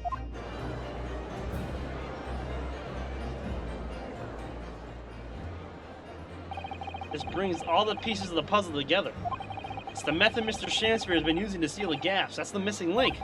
And now, if I follow the chain of thought, it's going to bring me to a new explanation for what happened that nobody's considered yet. But this is all nonsense. If that man's been making fake coins, my worker here would have found them when he emptied the meter. Quite true, Lady Alamont. In the absence of some black magic that could make them disappear. I see. That's what we're dealing with, is it? There is one form of black magic that could cause the fake coins to disappear into thin air. Yes. Exactly. And the meter here gives it away. What on earth? There are remnants of the magical method used visible in the gas meter taken from the victim's room. If that is your assertion, counsel, the defense will identify these remnants for the court at once. Where on the meter can the remnants of the method used to make the fake coins disappear be seen? Got it! We found this bar of soap at the scene of the crime, just outside the victim's window. Outside? Yes, outside, where you yourself, Mr. Meter Man, were loitering in the freezing winter air. That's where we found this soap. Ah, I get it. That's right.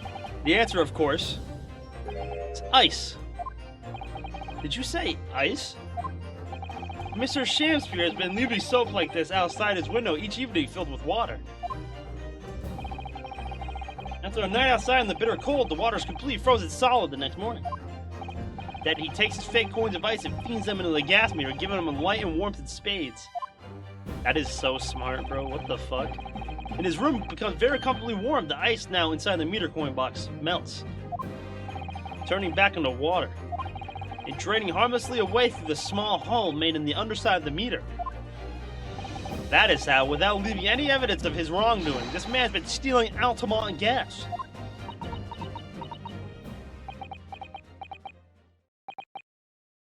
Just like that, so simply.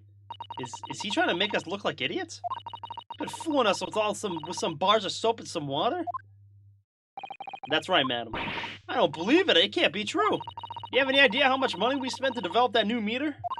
And now you have the audacity to suggest that a bit of soap and water can render it totally useless? I'm fairly sure I didn't design it. Evidence. Sorry? I want evidence. If you're going to stand there and tell me our meters are rubbish, I want to see proof. She's very good at enforcing accountability, isn't she?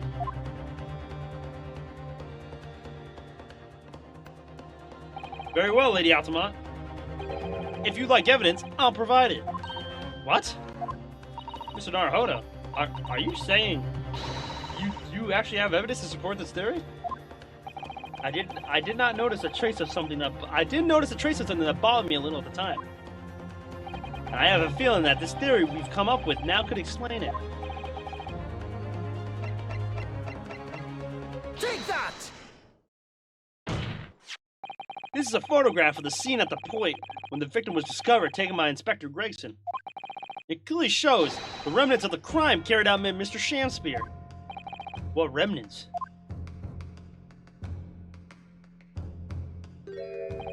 Here you can see the gas meter on the wall in Mr. Shamspear's room. Now, look closely at the floorboards directly underneath the meter. What? What is that? Some kind of grubby stain? Almost certainly, it's a water stain resulting from the liquid that drained out of the hole made in the meter. One coin gives around 2 hours of gas usage, and the occupant was heating his room in all his waking hours. You can imagine he would have used around 10 of his fake coins each day. The melting ice inside the meter coin box would have been dripping out almost constantly, leaving a stain on the floor. This is awful. And there's further evidence too. Mr. Shamspear is slumped over his table, apparently having consumed strychnine. And right there next to him is a bar of soap, broken in half. You're right. It would appear to me then, counsel, the man was eating the soap, was he?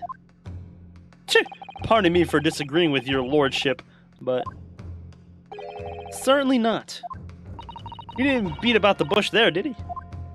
In truth, Mr. Shamspear was found with a fork in his hand. A meal of soap is sounding increasingly likely, Lord Van Zieks. Do you mean to say he was using that fork to... Yes. To extract a frozen coin from the bar of soap. Ah. But the bar broke in half. So perhaps it didn't go very well. Good gracious.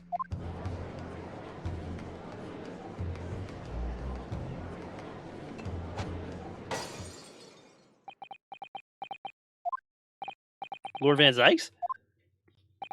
I was throwing my hand up in despair. It happened to catch my hollow bottle on the way. Pray forgive my maladroit mistake. What is the meaning of this, counsel? Allow me to pose my learned friend a question. What exactly did you establish with your most recent cross-examination? Well... that Mr. William Shamspear is a liar and a thief. In other words, that his testimony is unreliable. That's it! That's exactly it! Very well. Let us assume the man is a liar. Now, allow me to pose another question. What possible difference does that make? Well... you know that suicide can be discounted. Scotland Yard's investigation revealed no sign of another vessel that contained poison. And on the night in question, there were no visitors to the room except the accused. The young gasman's testimony, which we have no reason to doubt, has confirmed that. Furthermore, The only possible way the poison could have entered the victim's body is via the tea. The court has seen no evidence whatsoever that suggests otherwise. Even if William Shakespeare is the liar you claim him to be, the facts have been objectively established. There's no escaping it. Therefore, in light of these facts, the prosecution calls for immediate adjudication. You what? Head ass.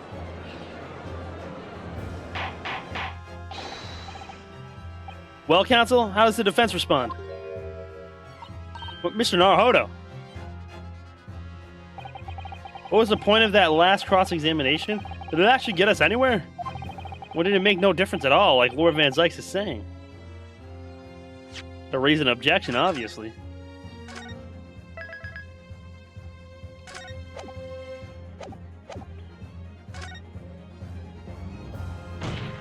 No, this isn't over.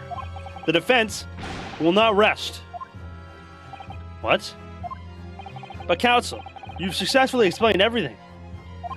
You've identified and substantiated the unscrupulous method employed by Mr. Shakespeare to consume gas. What more is there to discuss? Lord Van Zieks just highlighted 3 facts in order to make his point. But contrary to what he would have the court believe, not all of them have been objectively established at all. What are you trying to say, my Nippons friend? At least one of those so-called facts is an assumption made due to lack of evidence. Oh, he's pissed. But the situation has changed now, following the cross-examination of the latest witness to take the stand. Don't be absurd. What is this nonsense? Yes, when you bring everything we've learned so far together and consider it as a whole, it's clear. There's a question that we need to reconsider, namely,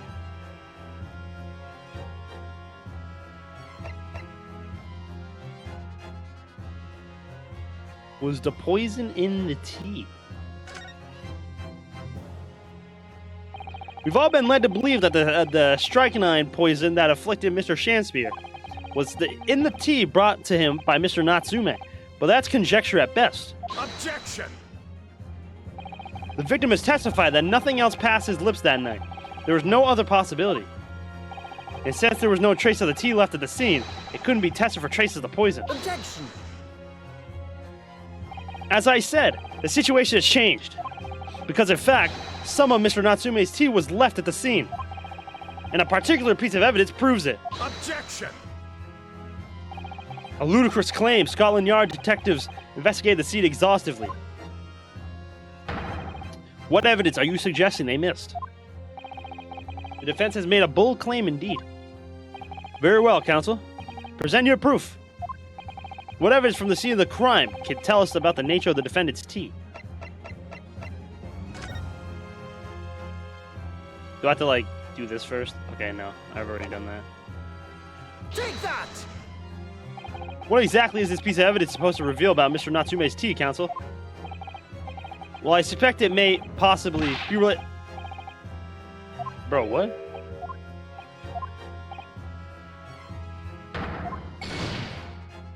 What? There's literally tea in the thing! I hate this game.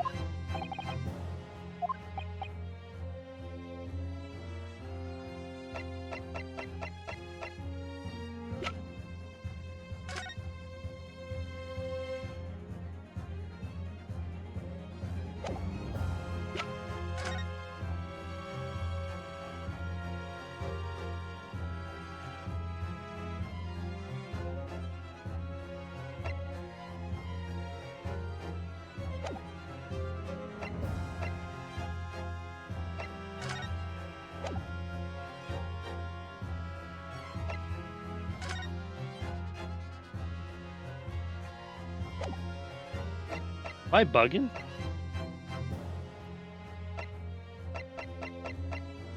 Is it not the tea, bro? Like...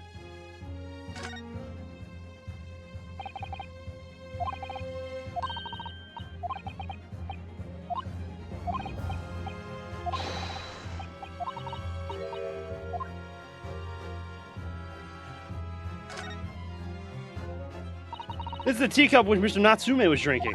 Yes, unlike the other one, the inside of the cup is completely clean. I suppose he must have drank the contents before the tea had a chance to leave a mark. Alright, let's go put it down too. Okay.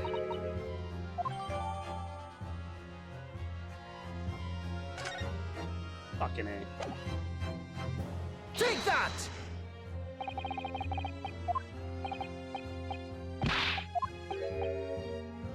What?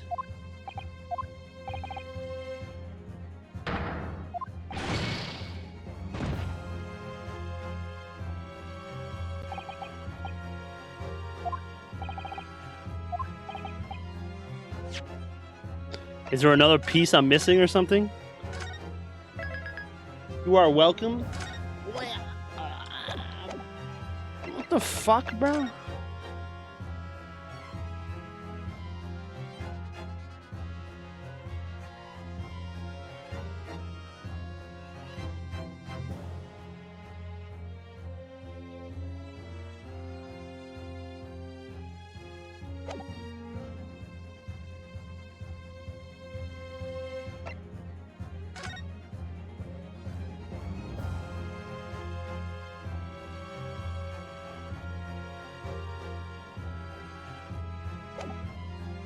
Am I bugging? Like, what's going on here?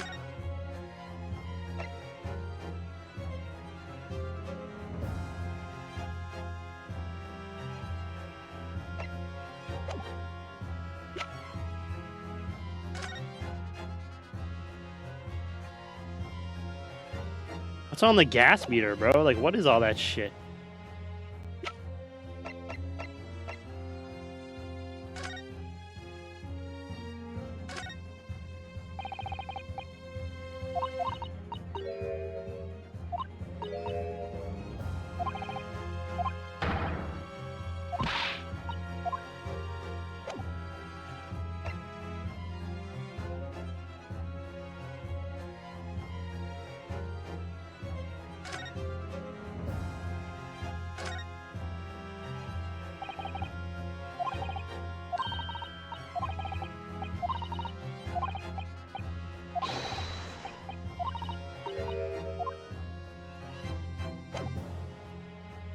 Take that!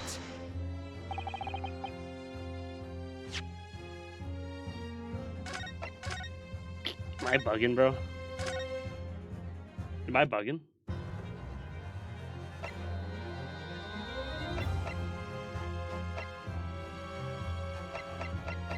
Ah, yes, the gas meter! Take that! No fucking clue, bro.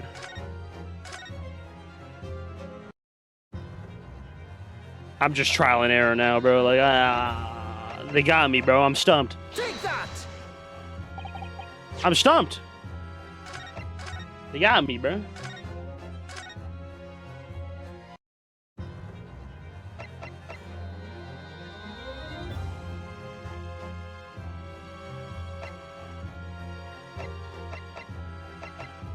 This is just a street map. This is just...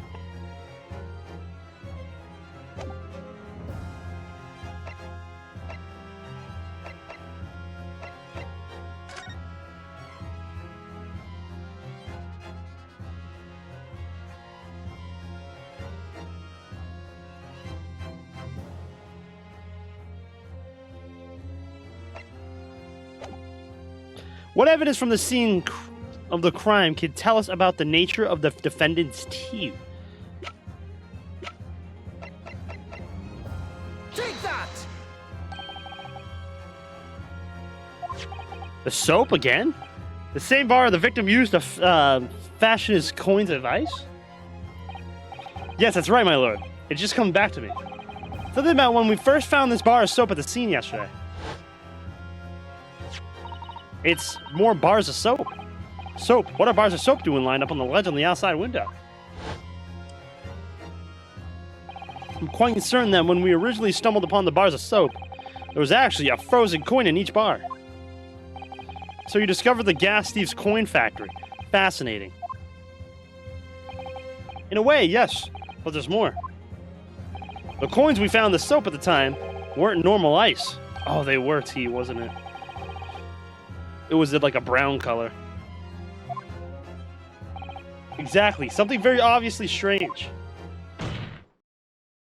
They were red. The ice was red? No. You mean... That's right. That's obvious to me now. The fake coins and the soap were made from frozen tea.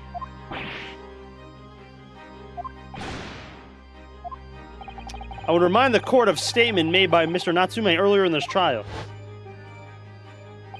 That evening, yes, I did take some freshly brewed tea with me when I visited Mr. Shakespeare's room as a gift. The public water pump outside always freezes at night, so I bought bottled water especially to make it.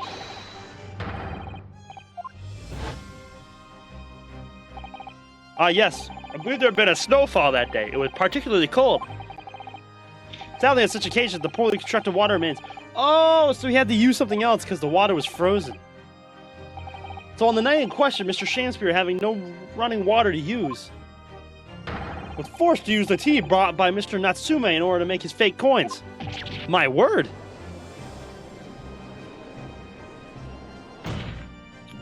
There were 2 bars of soap on the window ledge when my judicial assistant and I investigated the scene. That's right, and we only borrowed one of them. Which means that even as we speak, some of the defendant's tea is still present at the scene of the crime. Frozen solid in a bar of soap outside Mr. Shakespeare's window. Extraordinary. Earlier today, Inspector Gregson informed the court. Even if 1 drop of tea remains, Scotland Yard will be able to analyze it for poison. As such, we are now in the position to prove or disprove what has until now been mere conjecture. By finding out for sure whether or not Mr. Natsume's tea actually contains strychnine at all. You smug Nippont. My lord, we cannot do the defendant the injustice of passing judgment now. The police should be dispatched to recover the remaining bar of soap from the scene at once. And the defense requests a thorough analysis of the frozen tea embedded in it, to determine whether or not it contains any poison.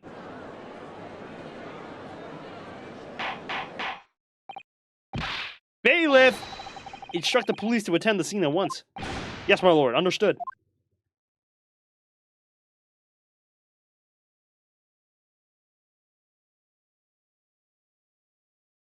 It would seem we have no choice but to suspend these proceedings for the time being. I trust you have no objection, Lord Van Zieks? None, my lord. Scotland Yard will recover the tea from the scene and carry out the requisite tests immediately. The trial will resume at the same hour tomorrow. The prosecution and defense may conduct further investigations as appropriate in the interim. Yes, my lord.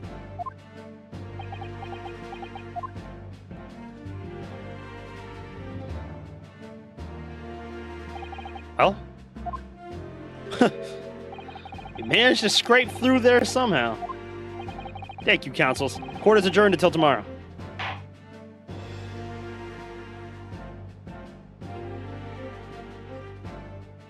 And somehow this is supposed to be like interesting. This is somehow supposed to be connected to everything. It's gotta be something with